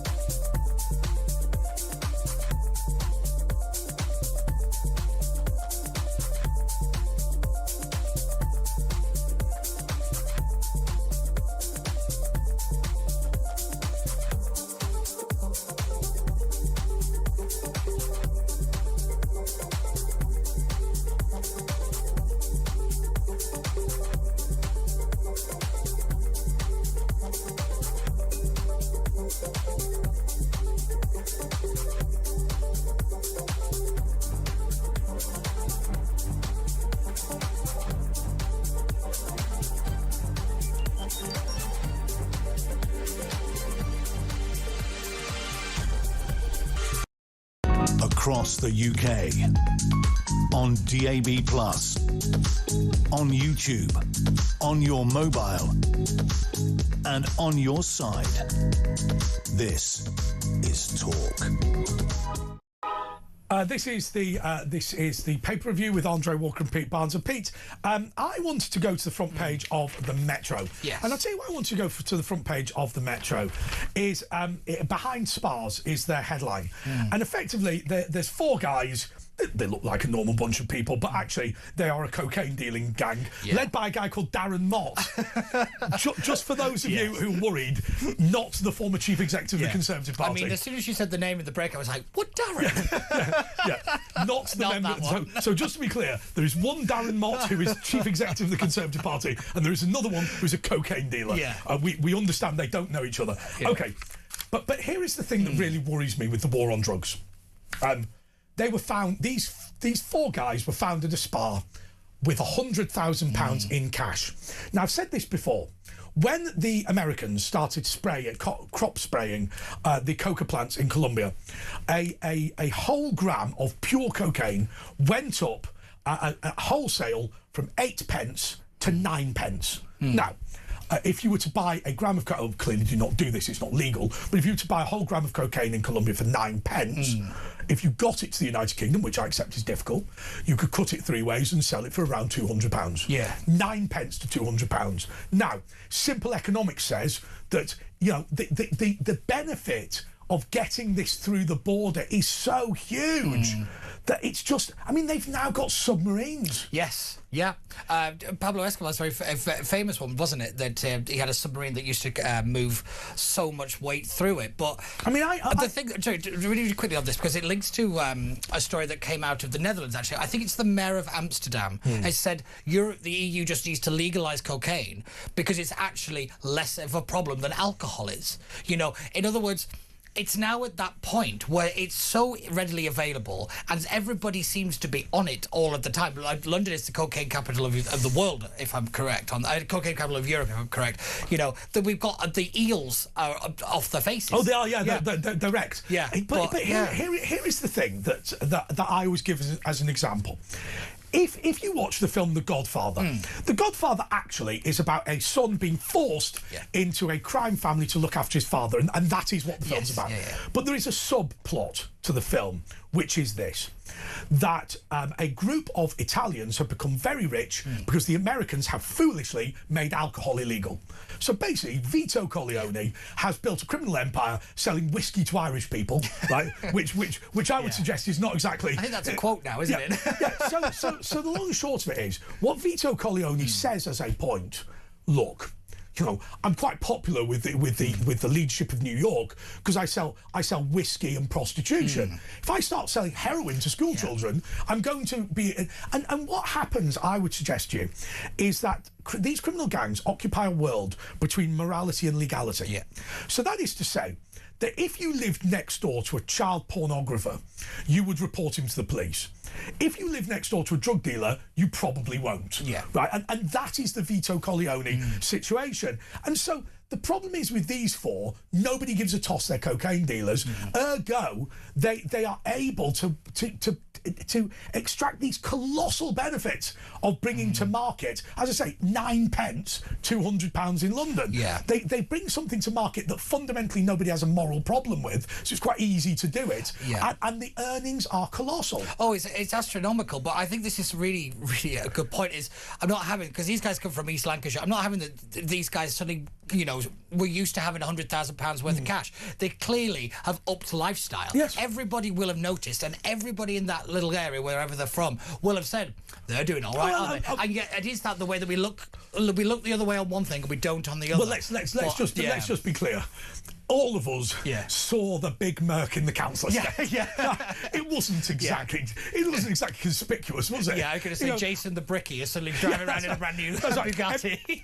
Every house looks like it's owned by Onslow from Keeping Up Appearances, and then there's one Lotus Carlton parked there. But what worries me about this, and I think the toxicity of this is, look, I don't actually love the idea of legalising drugs. I don't love that idea, but by making them illegal, what we're actually doing is pouring money into criminal gangs. Yes. Pfizer can get rid of this lot. Right, relatively easily, and fundamentally, then when you look at, if you go forward with Vito Corleone, if you go now to what New York is like in terms of the criminal underworld, the mafia, they're gone. Yeah. Because the minute alcohol was made legal, Vito Corleone was dead. Yeah. Okay, they tried to move into drugs, but you know what? They couldn't sustain. Yeah. They couldn't sustain the relationships that Vito talked about in the meeting. It's a really good point to bring up The Godfather here, because actually it is about why they had to get rid of Vito so they could bring this in. It was the old guard of the kind of what they used to call the gentleman gangster. Yeah. You know, that class of criminal, for want of a better phrase, you know, that they had to kind of get rid of so they could bring in this, that's right. the dirtier side of crime. So Vito Corleone's very simple point is this. I am selling stuff that nobody has a moral problem with. You want to get heroin to school children. And he says, my problem is, will all of these judges and police chiefs like me when I sell heroin to school children? Now, he accepts the way things are going because he knows prohibition is going to be abolished. So they have to do it. Right? But ultimately, those Italian gangs are not there now. Now, I will tell you, your local hard nut, you know, who'll beat people up or whatever, he is gone once they legalise drugs. And I think, given that the Port of Rotterdam estimates that it confiscates 1% of the cocaine put through it, I would suggest to you that the war on drugs has failed now. But I'll tell you why. They do not want to stop the war. And it's to do with actually the drugs, the police drugs gangs. They make a fortune chasing down these. It's all good fun. Running after drug dealers. There's also the for 80 grand a year. Right? You're not going to succeed. Also, and I'm sorry to say this to everybody, but I had a very dear friend of mine who was a property developer who ended up being put in prison. And I'm sorry for all you police officers out there. I guarantee you there are enough people on the payroll at every police force for the drugs gangs to be able to dodge most of the problems. If you look at the nightclub Fire in South London, it was under surveillance for 18 months. And the weekend that it was due to be raided after an 18-month investigation, they said to police constables, come to Vauxhall police station, we're going to raid somewhere. Now, the police officers did not know where they were raiding, but one of them leaked to the criminal gangs, and every single drug dealer in South London took a weekend off. They didn't know it was Fire that was going to be raided. What difference did it make? And what happened was they ran into the place and got nobody. Usually it used to have the old joke of it's had a blizzard running through it. You know, that place. Oh yeah, the dogs didn't know where to go. Didn't know where to go. I mean, I don't know if anyone's ever been to Fire in South London, but I would suggest to you, a sniffer dog is no. There's no point because everyone. That's just a neighbour Colin in the corner. You know, when you've got a good sense of smell, if everyone stinks the same, you've got a problem. Yeah, you're so right. But also there's also the fact that the illegal drugs trade rather kept the economy going after the 2008 crash. Is that, you know, we don't really talk about the financial movement of the big. I will tell you the big problem is this GHB stuff that's killing people. Right, okay. Let's look at the Times. Yes. Let's not do that one because I don't want to list all the candidates. Look, so Ed. Is that Ed Miliband? No, Alan Milburn. Is saying that we need to do more for young people. Look, God love him, but Labour have just not. They're not going to get there with any of this, are they? Oh no! Don't get me wrong. He's perfectly correct, but he rather misses out the fact that he was in the government that started the crisis in the first place. He's really good at saying, "Oh, you know, we should be doing this. We should be doing that." I was like, you're the reason we have to be doing these things. This is the bit that Labour keep trying to rewrite their own history, we shouldn't allow them. But when 6 million people in Britain go out to work to earn less than the benefits they'd get, quite hard to motivate people, isn't it? Yeah, of course it is. This is the bit that always gets me. Everyone thinks, well, I would never do it. Yes, you would. Yeah. You know, everybody would. It's this whole thing. At the end of the day, Pete, it's all easy for us to pontificate, but we weren't going to flip burgers. No. You know what I mean? But I mean, it's all easy to sit and go, I would have worked with it. You know, you are talking about people who are asked to deliver pizzas for 40 hours a week and get less than the guy next door who spends all day smoking weed. Yeah, and then you throw in COVID on top, where it kind of taught people that you can sit at home all the time and you don't have to go to work, or people will pay for you. I think that has added a great degree of. As I always say, you might not be disabled, aged 18, going on the social. but I'll tell you, by 30 you will be. Oh, without a doubt. Yeah, you'll have real problems. Yes. And by the way, I just want to be clear to absolutely everybody, when we talk about welfareism, we are concerned about people who should not be on welfare, who are being pushed into it by a crap system.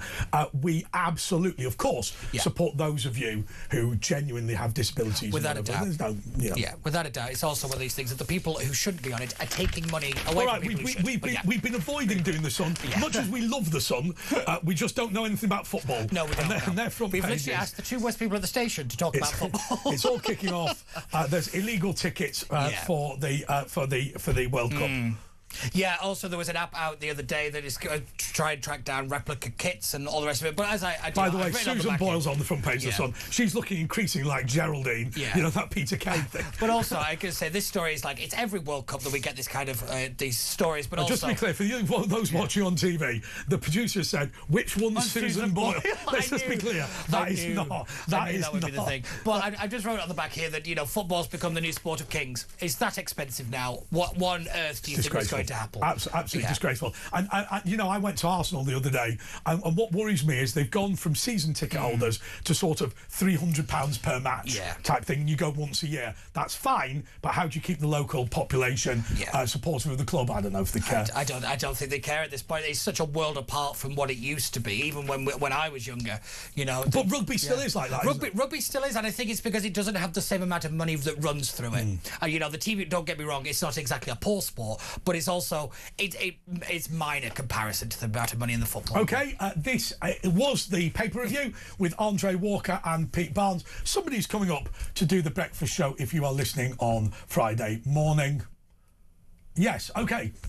If you are listening on Thursday night, Pete and Andre are still here. Yes. Now, Pete, it's fair to say, now we've got rid of the repeat people. Yeah. we are in trouble with the producers, because let's be clear, that was not a paper review. We just went for it. Well, one of the headlines we can't talk about, and three of them were the same. They said, just hold up the Sun and pretend. Yeah, three of the headlines were exactly the same. One we feel legally not allowed to talk about. Yeah. I feel like we were set up. Somebody complained. They went. You never properly reviewed the paper. We don't have them. We've just got the front pages, and they're all the bloody same. You only got them about half an hour in. That's right. Susan Boyle's got a wig.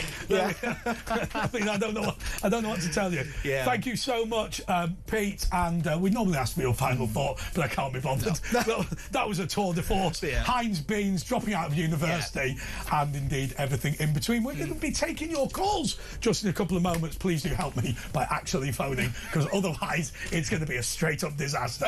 More next.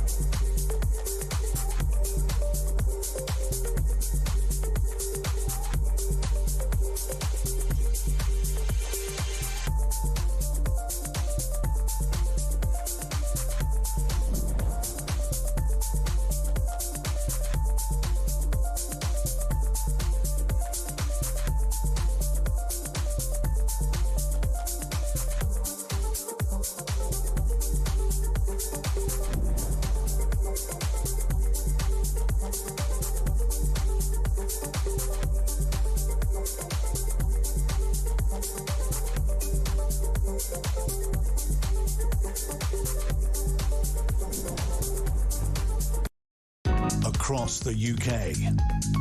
On DAB+, on YouTube, on your mobile, and on your side. This is Talk.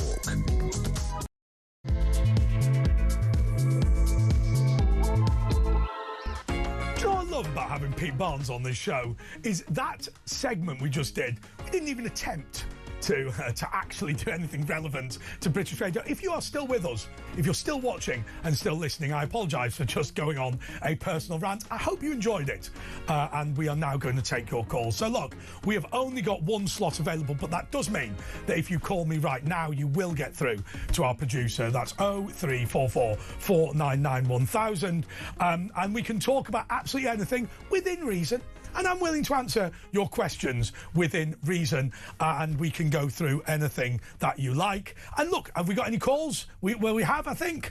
OK, we are trying to phone people back. Now, here is the critical problem at this moment. This is a bit I've got to pretend that doesn't happen. Everybody phones up, but they've largely been on the lash. Therefore, when we try and phone them back, they actually don't answer. But we have found Mark, and Mark is in Lincolnshire. Mark, you're on Talk. Hello there, Andre, mate. How are you? Yeah, not so bad, mate. Oh, hang on 2 seconds, mate. Alexa. I mean, do you know what amazes me about this show? Just turn it off. I mean, we say... Mark, I want to ask you this question. Go on, mate. Mark, why is it that having watched this show and listened to it for many years, you still didn't know to turn off the TV or radio? Because we have made the point once or twice. I know. I just normally when the phone goes, that's when I normally do it. You didn't know. No, I'm not bothered.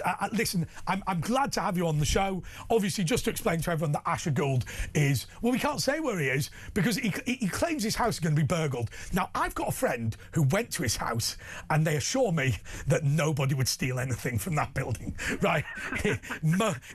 Assuming you don't want hepatitis, right? But he dated a female friend of mine, and he went, I'll take you round to my mate's house, which is nicer than mine. And she said it was derelict, right? And she said, I looked around and thought, well, if this is better than your place, what is your place like? But I think when you look at Asher Gould, DIY is not the number one thing that springs to mind, is it? Bloody hell, no. I don't think so, no. I was going to say you might want to buy him a tent or something then, and suggest he goes and finds a local park if it's that bad. He's a good bloke, but his skill set does not lie in quality accommodation, I would suggest. I've not been to the place, but I suspect it's. I'll tell you what I think it's probably like. It's probably like that one in Train Spotting where the bloke died. Probably like that. That's pretty rough, mate. Oh, I think it's probably pretty rough. Bloody hell! Oh God! Right, what was I ringing about? I can't believe that. So here we go. I'm struggling here, right? The system's gone down. Mark phones up. First of all, he doesn't even know what he's here. Look, Mark, just make something. I know what I'm here for. All mate. right. I know what I'm here for. I know what I'm doing. Go for it. I'm a professional. I'm a professional caller. You're not. No, I'm not. You're not a professional, right? Let's just be clear. No, you're not. Let's be honest. You are at best. You are at best below average, and I'm being polite. No, go on, Mark. Well, so do you. Well, I understand. You phoned me up. You don't even know what you're phoning about, right? You're probably half drunk, right? No, I'm not. I am sober as a judge. I will tell you that much. Oh, yeah. Okay. Mind you, judges these days, that doesn't say a lot.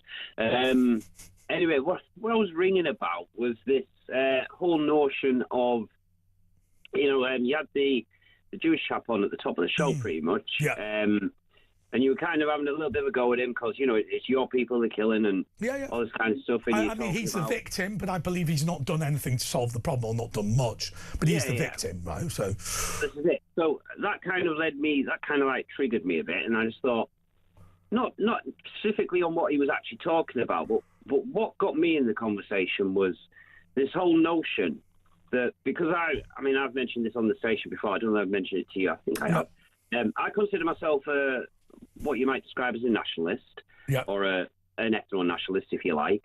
And I know exactly what that means. nationalism, it's not racism. No. It's about having an in-group preference for your own people. That's what nationalism is at its heart, at its core. You do get other people that will go off and confuse it with bloody fascism. Yes. And that's a different story. But nationalism is based on nationalism is based on geography. Fascism is based on ethnicity. I mean, it's a fundamentally different concept. Yeah. I would always consider myself a nationalist over an ethno-nationalist. I mean, I do refer to myself as an ethno-nationalist, but that's only really come about. Yeah, but can I tell you what the problem is with ethno-nationalist? Nobody knows what it means. Why don't you tell me? Well, ethno-nationalist, it only has two core principles. It doesn't have anything else. It's an ethnic people's, the right of an ethnic people to self-determination in their homeland. Yeah. And secondly, finally, the only other thing is that policies should be created that offer preferential treatment to an ethnic people in their homeland. So I think most of that was pretty uncontroversial. I don't give a toss if somebody calls me a racist for the following proposition: that I believe effectively life, society, charity exists in concentric circles. So if you go back to the Old Testament, they basically said, look, collect enough of the manna from heaven for your family, and if you have any extra, give it to the family next door. I mean, that would make sense. Yeah. The concept of collect the manna and give it to the guy next door before you give it to your own people is bizarre. So as an example, let me say this to you: I care more about you than I do a polar bear. But clearly I care more about my brother than I do you. And that is the way that society is constructed.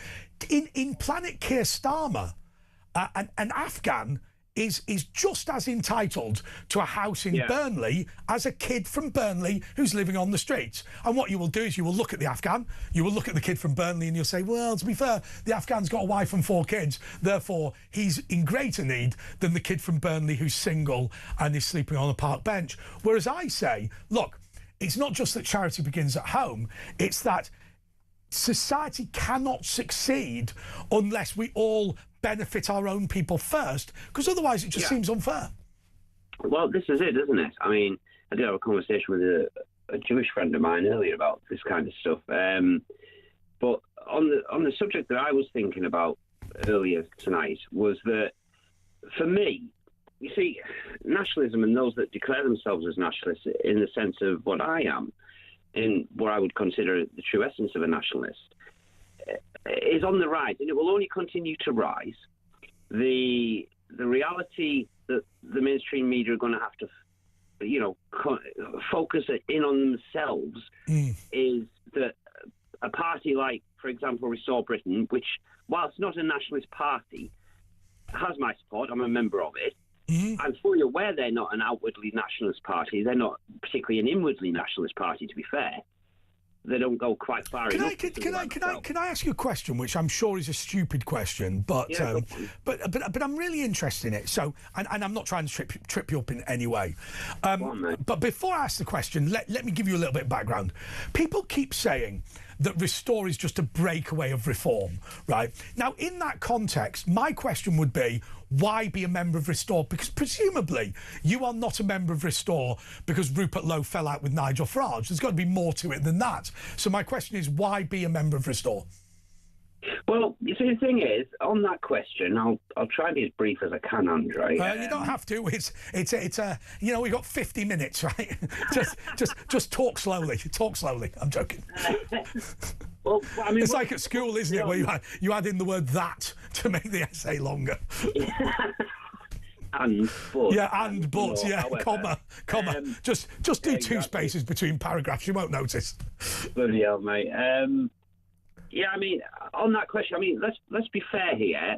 Like, I would imagine most Restore Britain members and supporters are started off from a position of being very much pro-reform. Yes, now, I get that impression, by the way, and I'll tell you why that's interesting, because it's not people from the BNP who've moderated; it's people from Reform who've left, isn't it? So they're not kind of. There's no kind of far righty whatever it is that they all talk about. No, not particularly at all. I mean, it's like I said, I was speaking with Peter Cardwell a couple of nights back, and And like I said to him, I mean, I like Cardwell, but he's no right winger. That man is wetter than Flipper. By no means at all. But as I said to him, you know, when it first came along, Restore Britain, obviously, just as Reform did, you got some bloody nutters turn up. Oh, yes. You know, and there's the odd one that still floats about from time to time. I've pulled them up myself. Other people have.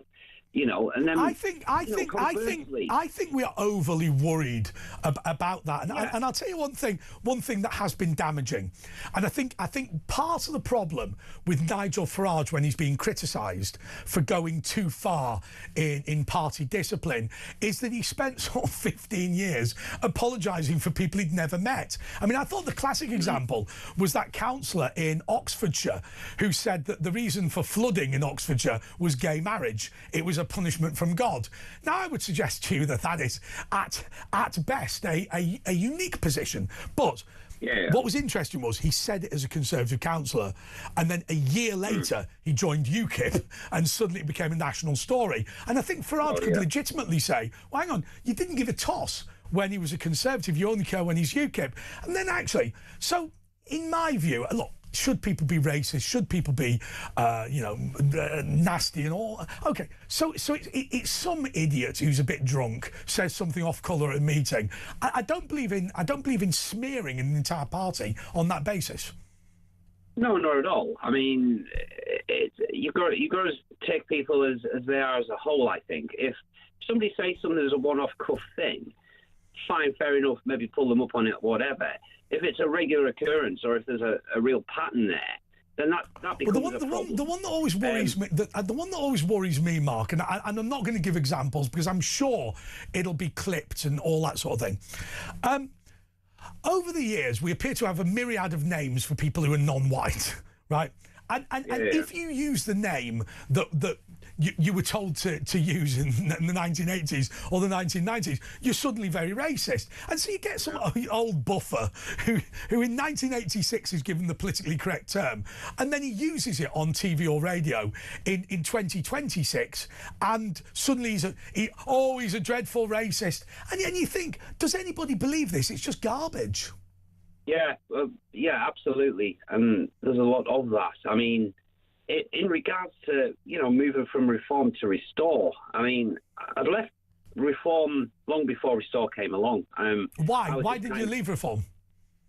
The flip-flopping, to be honest with you. Right. As soon as he did the Edgington interview, that was it. I was out. Explain.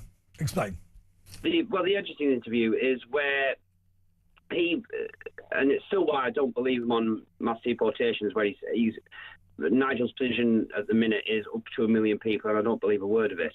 And the whole reason was that Edgington interview. And it wasn't. I'll mention what he said in it, but what did it for me? It wasn't necessarily because he said it. It was because of how he said it. It was I can't think what the word is, but the way in which he said it. That's what he believed. Yeah, there's always an optic to these things. I mean, I was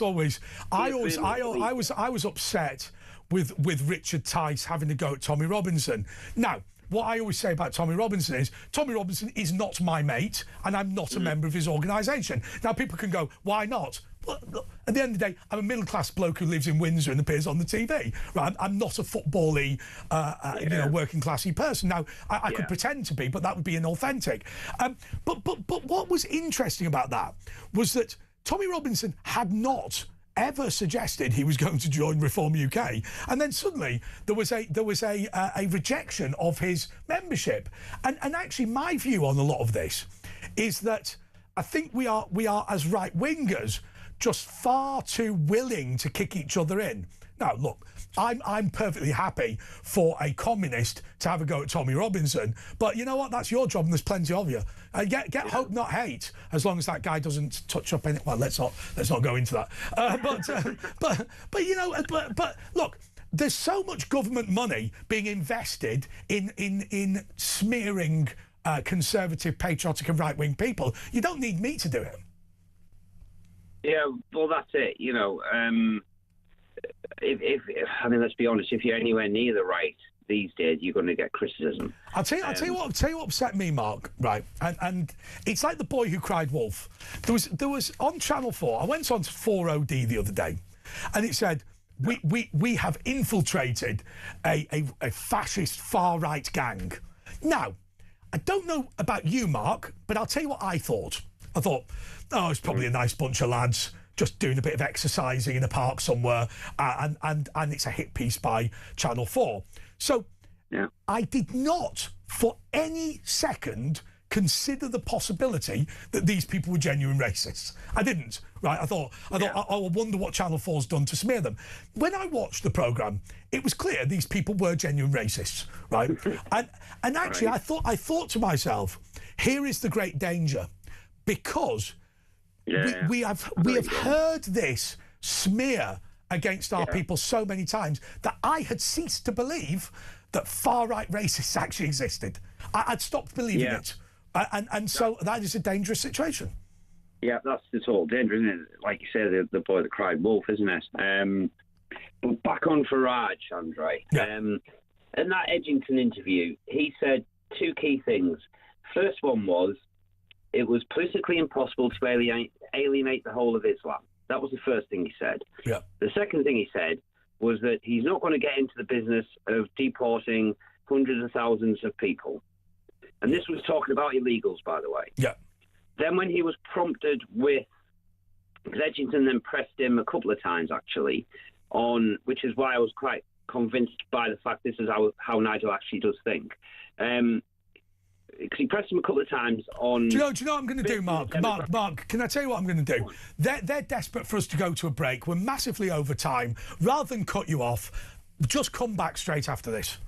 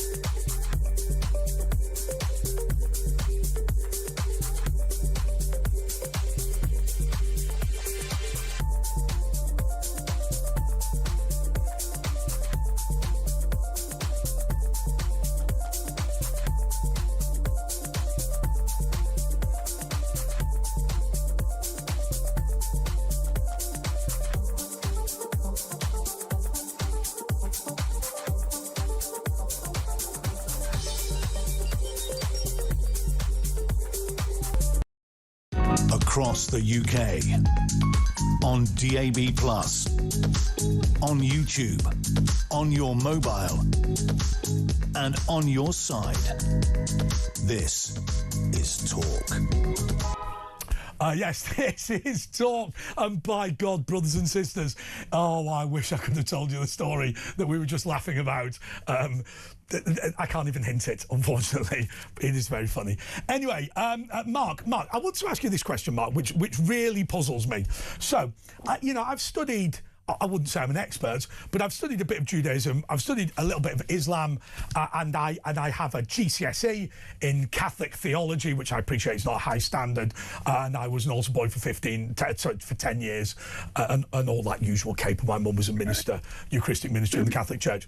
So it seems to me that Judaism is an approach to life, as is Christianity, and they're similar in that respect, that they have their traditions. I mean, obviously, Jesus Christ says to his supporters, look, the Jews are getting a bit obsessed with the detail here, right? Let's not worry too much about skull caps and this, that, and the other. We need to principally worry about being good people, and the messages in the Torah are principally about educating you to be a good person, not about, oh, you can't stand in this place and do that on that occasion, right? Okay, so that's kind of the fundamental difference. In Islam is the Quran is the revelation, whereas Jesus is the revelation, and the Ten Commandments are the revelation. Anyway, the Quran is the revelation, and effectively, Muhammad, peace be upon him, says, look, this is the final revelation. This is the completion of God's work in revealed religions, and that is point number one, which is to say, Islam fundamentally believes that Christianity and Judaism are a road towards Islam, and ultimately everybody should convert to Islam, which is a very different thing to what a Jew would believe. But then there is another side to it, which is this. It's much more of an approach to life than even Judaism. Muslim people, if they are compliant, should believe that in their public civic political duty, they should be implementing their Islamic views. Now, Christians believe you do politics through the week, you do religion on Sundays, and it is a personal thing. My question to you, which has taken me a long time to go through, but I think I needed to set the details and the parameters. Look, if you are bringing people to the country, whether good, bad, or anywhere in between, who simply believe that it is their duty to impose a religion on that country, isn't that in of itself a problem? Yeah, obviously. I mean, you see, the thing I always find is I tend not to have problems with any kind of person, you know what I mean? Yeah. Whatever their background is. I generally, the very Christian thing, I'm a Christian myself, the very Christian thing, I judge people how they are, basically, on an individual basis, really. I think my main issue that I've always had with Islam has always been a theological one, which is that you're expecting me to believe that a guy goes in a cave, the cave of Hira, and this angel comes to him, an angel that in no previous text has ever been known to make a man shake, quiver, scared, all the rest of it, but it does this to him for some reason. He then starts being relayed all these messages from God, allegedly, and he goes on and writes his book and everything else. Yep. And then when you start looking at the, what's the word for it? I think, oh, God, I can't find the bloody word in the head now. But basically, when you look at the Quran in context... But see, Mark, I'm going to pull you up on all this, because I'm fine debating the theological positions of various religions, but my concern is, I mean, believe what you want, it doesn't bother me. The concern for me is about imposing those views on other people, and there are a large number of people, it seems to me. I mean, nobody imposes Judaism on anyone. They don't care. And in fact, actually, if you try and become a Jew, they bloody shut the door and tell you to get lost, right? But this whole idea where it is legitimate for me to say, I have come here from the Middle East and I'm going to try and implement Islam in Britain because that will make Britain better. I have an issue with that. Yeah, absolutely. That's fundamentally what the problem is here. I mean, the reason I'd called in the first place, really, was because, as I said earlier, this rise in towards stuff like nationalism and what have you, is essentially a reaction to decades of the liberal consensus, just basically pushing this narrative on the British people. Well, let me tell you, Mark, I'm going to leave it there, but let me just because we've spent a lot of time together, that's all, no problem. Let me tell you this from my experience. So I used to work as a contributor at the BBC, and I've told you this story before. Very simple story. The BBC used to phone me up multiple shows, and they'd say, Andre, we need somebody brilliant like you to defend Donald Trump, talk about Margaret Thatcher, do whatever. Right, great. But we need them to be black. Right. Now, what you have to understand is this is my actual job, right? So you are phoning me up to tell me that you're going to racially discriminate against me in my employment. I'm going to lose money as a result of it. You're telling me that I'm qualified to do the job, but you're going to be racist. And you're also asking me to find the person who is less qualified, who is going to take my place on the grounds they're black.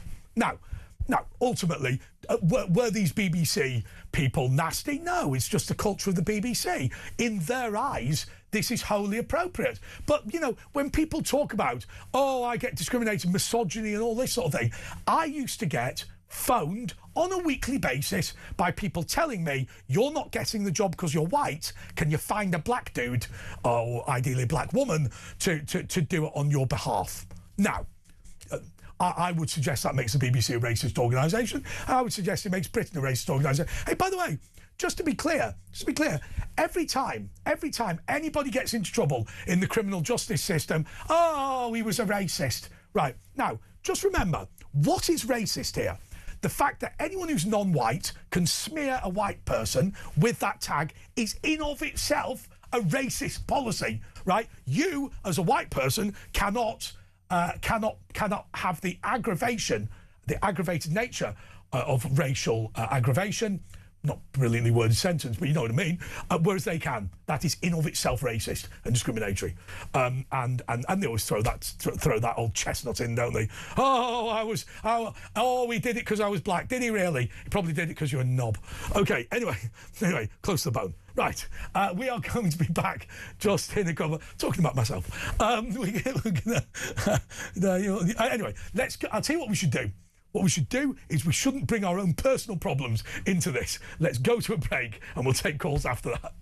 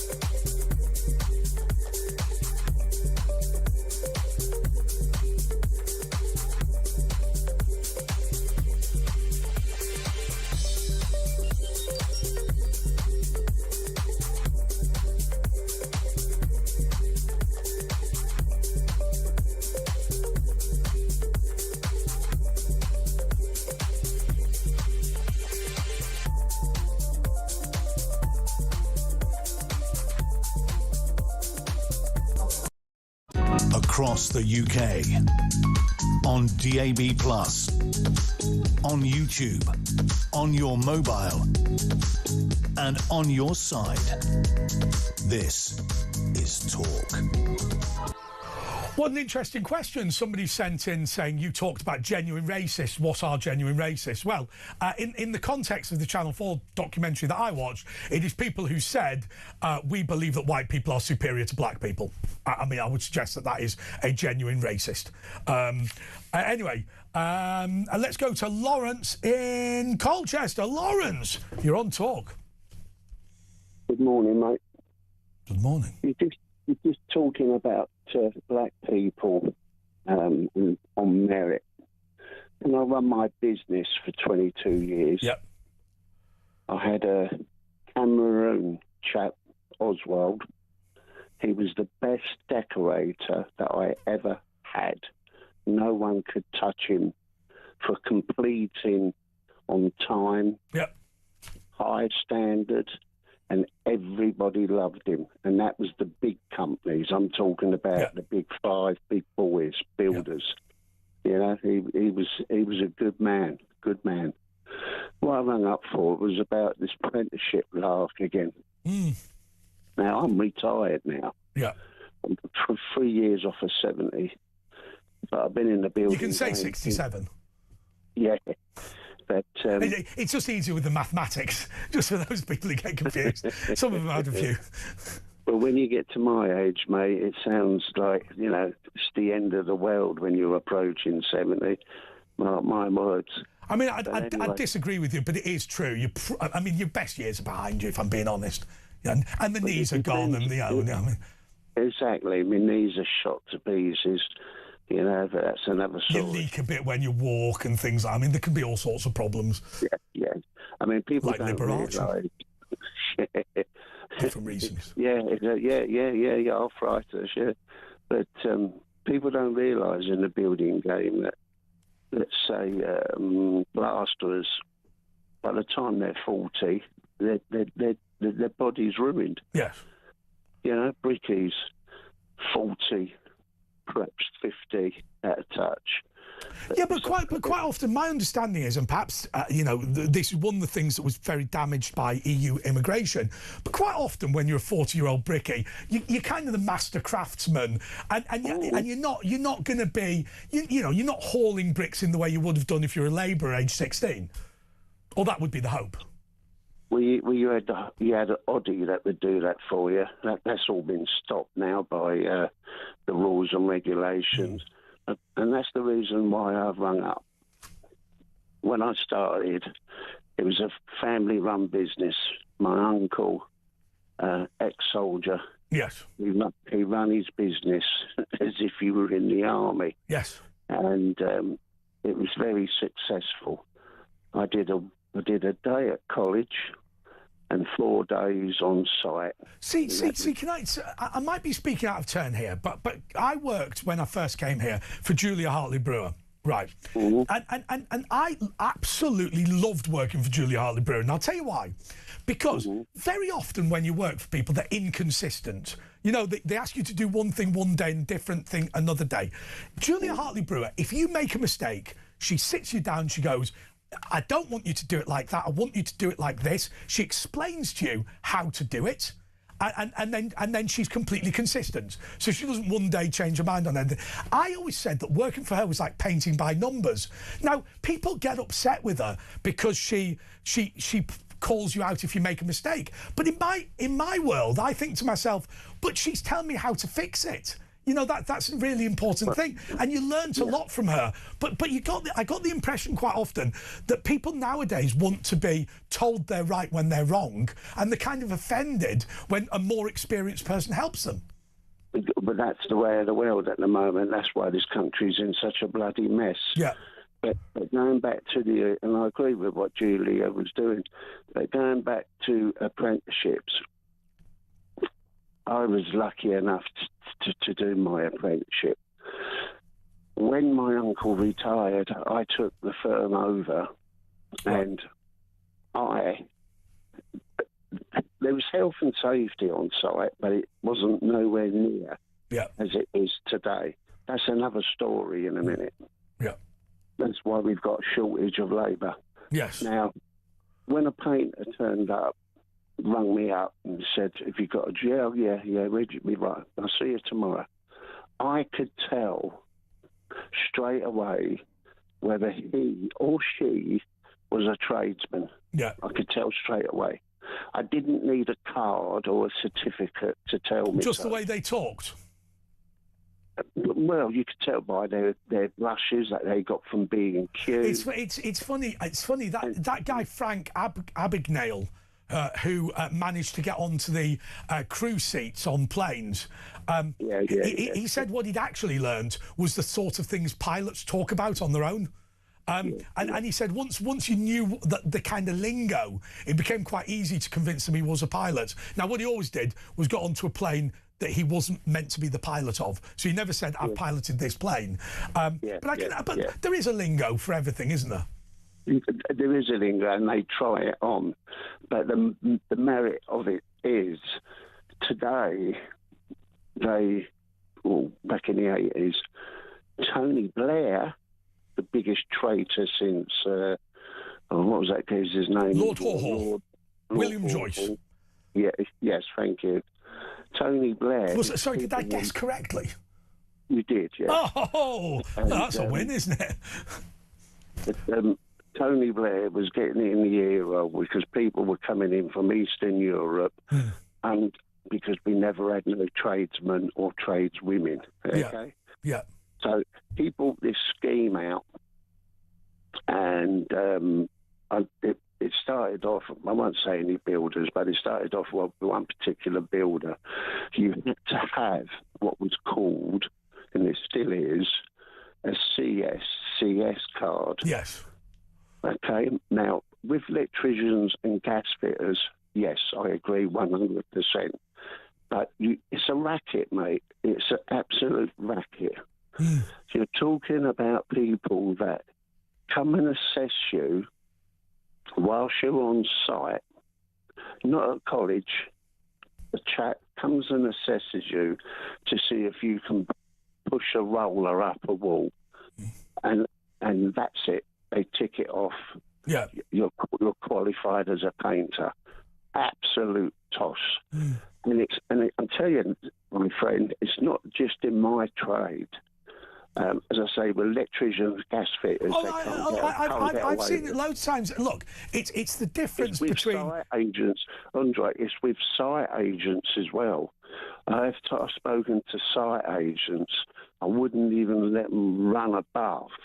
Okay? Well, can I tell you? I needed to hire a lawyer. That's happened a few times, if I'm being totally honest. But I had to hire a lawyer a couple of months ago. And you know what I did? I interviewed them to see who was of quality. Right, now, I've got an advantage that other people might not have. So, I've worked in the legal profession. I'm not a lawyer. But I worked in the House of Commons as a parliamentary assistant. Now, that is not a lawyer, but it's in the legal profession. I will tell you, I heard, can I use the word? I heard some real shite. I mean, just some. I listened to this one guy, and I said, "You're just talking rubbish." I said, "Even I know that that's wrong," and actually, I realised the standards are incredibly low. And what happens is, and I'm not being critical of anyone, you walk into a solicitor's office on your high street. The bloke might be brilliant, or he might be a complete bozo who's lost every case because he's drunk. Yeah, I agree. But that's the way society is at the moment. Lawrence, I'm going to have to get rid of you, and I know I'm cutting you off mid-sentence. The reason is they're moaning because I'm spending too long with every caller. So let's go to Mick in Stoke-on-Trent. Mick, you're on talk. This call is being recorded. All the benefit system at the moment, and you know what was that? What happened there? No, we're not ignoring that. What was that? What's what? Mick, are you recording me? I mean, it doesn't make any difference. We're on telly. Yeah. Yeah, well, it is. So, Mick, I'm not bothered because we're recording you. We're on the telly. But why are you recording me? What is the benefit of this audio file? Well, I can. Do you want to keep it or something? Oh. Yeah, I can play it to my daughter, and she can know what I've been saying about it. You know what I mean? Well. It's all good as far as I'm concerned. I mean, I would suggest to you that given that there's a recording of this on the TV, but you knock yourself out, Mick. Anyway, Mick, what were you going to say? Don't worry, I'm not offended, by the way, simply because if I was bothered about having my stuff recorded, I wouldn't be doing this job, would I? Exactly, like you say, you're recording me, I'm recording you. Exactly. And you know, we can clip each other out and do a bit of going viral and all that. That's it. That's it. Sorry. Okay, Andrew. I had a girlfriend who went viral. Disaster. Her name was Eileen. Rough as a badger's bun. I think I've heard a song about it by Dexys. Sorry, say again. I've heard a song about it by Dexys Midnight Runners. Oh, it was like that. It really was. She was filth. Anyway, it doesn't matter. It doesn't matter. I was young and impetuous. Well, we all were. She was 40. Oh, with a good man. You couldn't pop keep your teeth in, love. Yeah. So what it is anyway, Andre, is so many of these youngsters are, unemployed and they haven't got a job and they get, But are we blaming them or are we blaming the system? I think it's the system. It is the system, because let me tell you this, Andre. She's got a part-time job and she's had extra hours. So she's been doing a bit more work, and because of that, it's resulted in them stopping a universal credit payment. Yeah, poverty trap. So, there's no incentive for her to go to work when she could have earned the same money sat at home. And also, as Jacob Rees-Mogg said the other day in The Other Place, the one of the big problems is 6 million people, as we know, are going into work and would be better off on benefits. And they're doing that because they're being publicly spirited. But you know what? When you have to take food out of your child's mouth in order to have a job, you know, people will stop doing it. Well, of course, yeah, because my granddaughter had to go and be looked after anyway, you know, whilst my daughter was at work. And we'd take the extra money that she has earned by working, which surely that's what we all want to do, the young want to do. It ends up that take that money off, she's been working for pittance, you know, that's right. Far less than minimum wage, far less. And there's just no incentive at all. Yeah, no, and ultimately, if you like special brew and pizza, you are better off on the dole because you will be richer than the person that goes to work. And that is the sad bit. And also, by the way, I've always said, I was placed under house arrest during coronavirus, as you were, as everybody was, and I was living on my own. Right? Now, I will tell you, I ate pizza and drank vodka for breakfast. Right, because I'll tell you, you're all on very, very, a very steady, even keel and all this sort of thing, until you get locked up on your own for 4 months, and then people's behaviour starts to decline pretty markedly. I'm not particularly shy. I'm not ashamed of the fact I drank vodka for breakfast. In fact, I quite enjoyed it at the time. But the reality was, because I was not allowed out of the building, my behaviour spiralled. In a way that wouldn't have happened if I'd been going out to work. Now, that was the coronavirus, and it was over for me after a period of time. But there are millions of people who are in that position with the dole as a result of our policies. And what you're saying that was the same for all the youngsters now, and of course they got stuck in that. Yeah, Mick, thank you so much. You are not going to believe what was said in my ear. Tell people to drink responsibly. Right, just to be clear, I'm literally telling you about having a mental health breakdown and drinking vodka for breakfast. You know, remind them to drink... Right, don't drink vodka for breakfast. I would have thought it was basic. It's obvious. So you can have yesterday's pizza for breakfast if you want. You know, if that's the way you're wired, that's okay. But I thought it was pretty obvious that the story of me drinking vodka for breakfast was a cautionary tale. A cautionary tale, not a piece of lifestyle advice. But anyway, if you took it as a piece of lifestyle advice, drinking vodka for breakfast, then do not do it. But on a serious note, I worry very greatly that people do decline very quickly. I mean, you see it when people retire, don't you? Where, you know, he was doing all right, and then suddenly 3 months later he retires and he's dead, and you know, and you do see it a lot. And fundamentally, we are creatures that like to be around our friends and family, and therefore, if you're sitting at home every day whilst the world passes you by, it's going to be pretty bad for you, and that is what we're condemning millions of people to. Welfare. More next.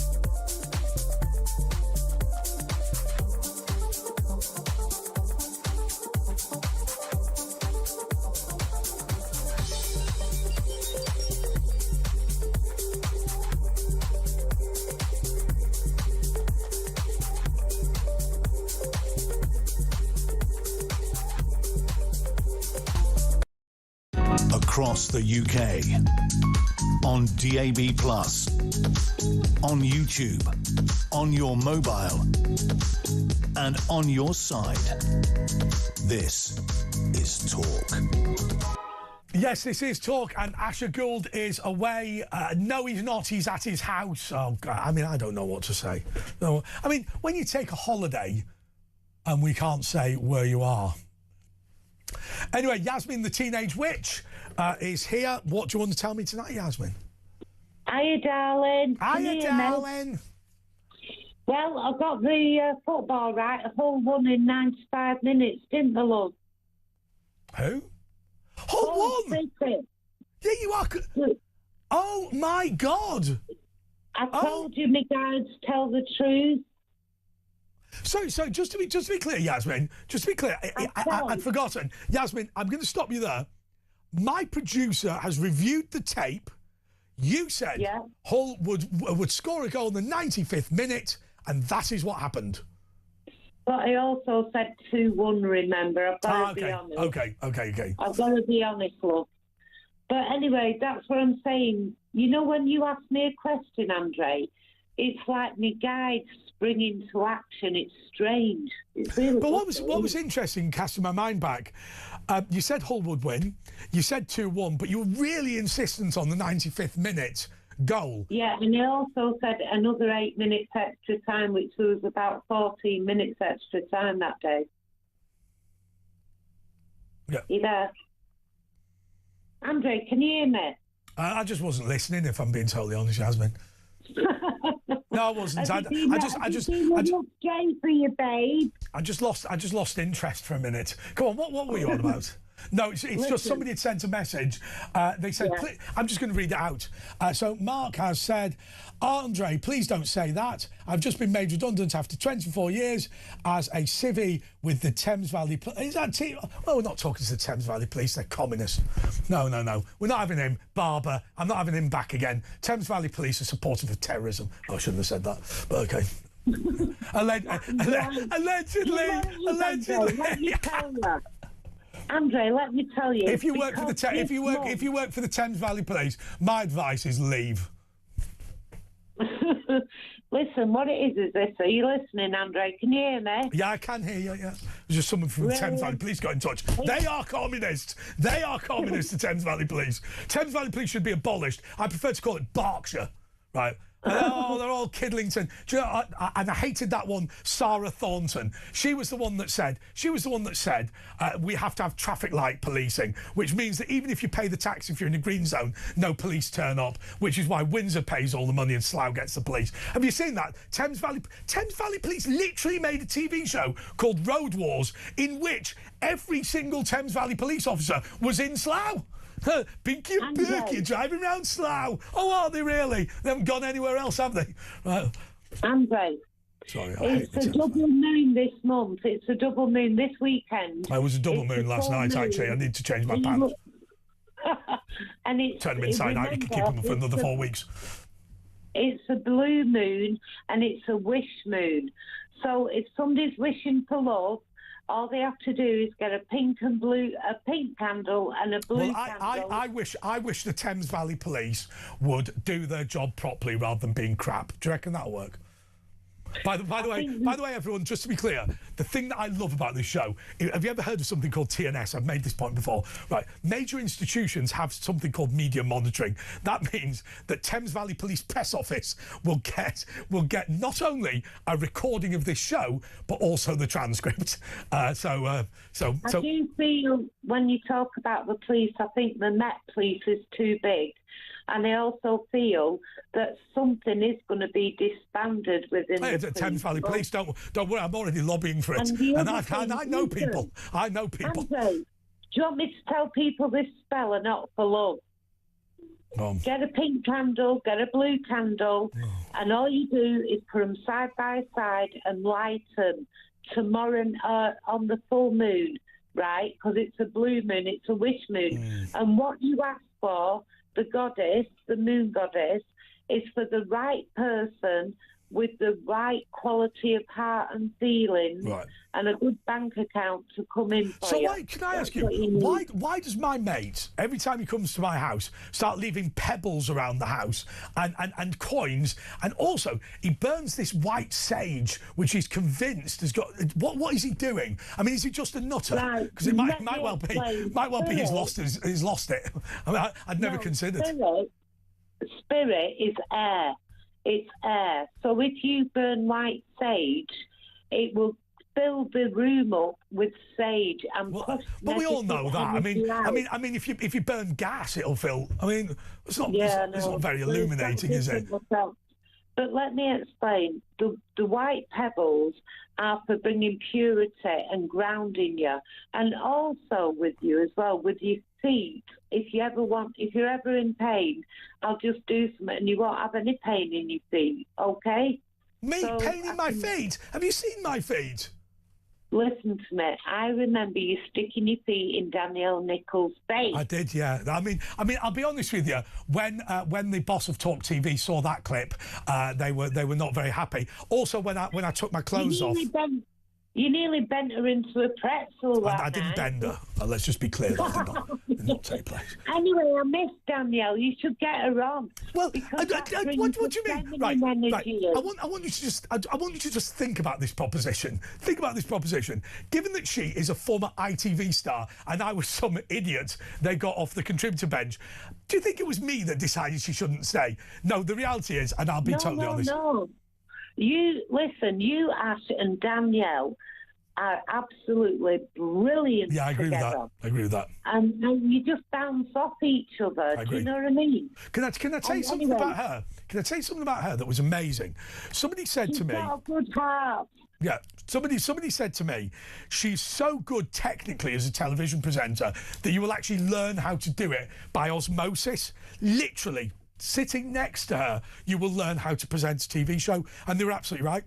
You could that timing, you could just feel it. It's hard to explain. Anyway, so did you have a bet on what I said about the football or not? I'm not a gambler really. I'm not against it. I just don't bother doing it.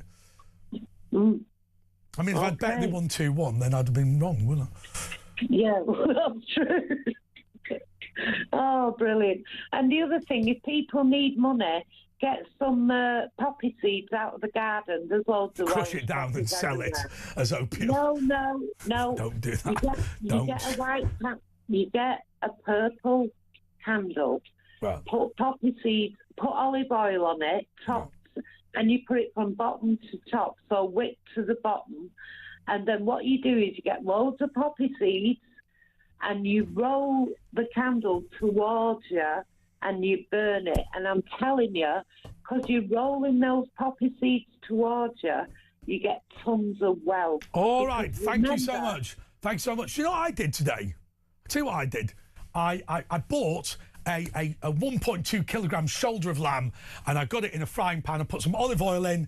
I put some garlic powder, cumin powder, oregano, salt and pepper, and then I put it on a very high heat. I fried one side, fried the other to seal it. Then I wrapped it in tin foil, put it in a baking tray with ½ inch of water, and put it on 150 for 5 hours. It was absolutely sensational.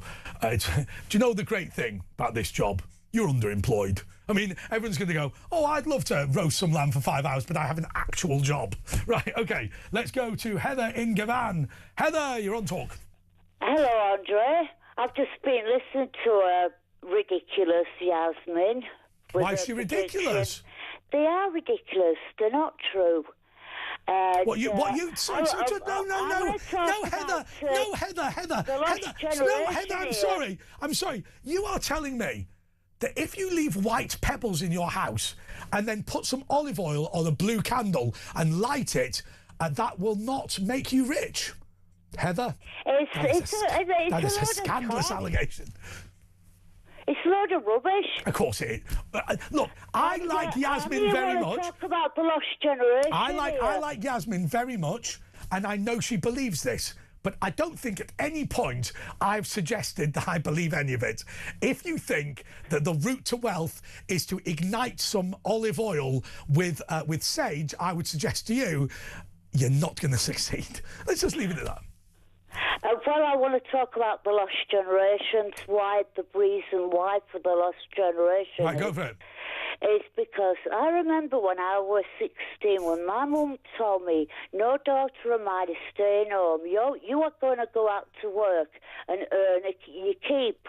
And that's the problem here with lost generation. Yeah. They haven't got the parenting, the right kind of parents. Yeah, but remember, Heather, remember. In the old days, for thousands and thousands of years, Dad would go out to work and Mum would be in the home. Only recently have we so destroyed working class salaries that both Mum and Dad have to go out to work. So we can say that these are latchkey children, as they used to call them in the 1970s and the 80s. But it's us as a country that has caused that problem. Hey, I want a latchkey kid. I didn't accuse you in of the it. 70s and 80s. I was okay. I was glad to see both of my parents working. It's that sense of pride of coming from a working class family environment. It encourages people like me to work, and that's what happened when I was 16, when I was working. And that's the problem with the lost generation, with the lack of parenting to inspire kids to work and encourage kids to work, to enrich them with work. That is the... Thank you. Right. Okay. So Mark Connell has been in touch about being made redundant by the Thames Valley Police. Now, you can't do anything, to damage your place of work or whatever, but Mark, you can buy tablets online to make you sickeningly flatulent. Right, I think what you should do for the next 3 months of your career at the Thames Valley Police, you should produce rectal gas that is so offensive that nobody will be able to stay in the same room as you. Remember, it's not a chemical or biological weapon if it was made by your sphincter. Okay, let's go to Cindy in Michigan. I don't know if he's going to take that advice, but I would suggest to you that if you've been made redundant, you've got 3 months. Being sickeningly flatulent would be my solution. Sickeningly. Being bad tonight.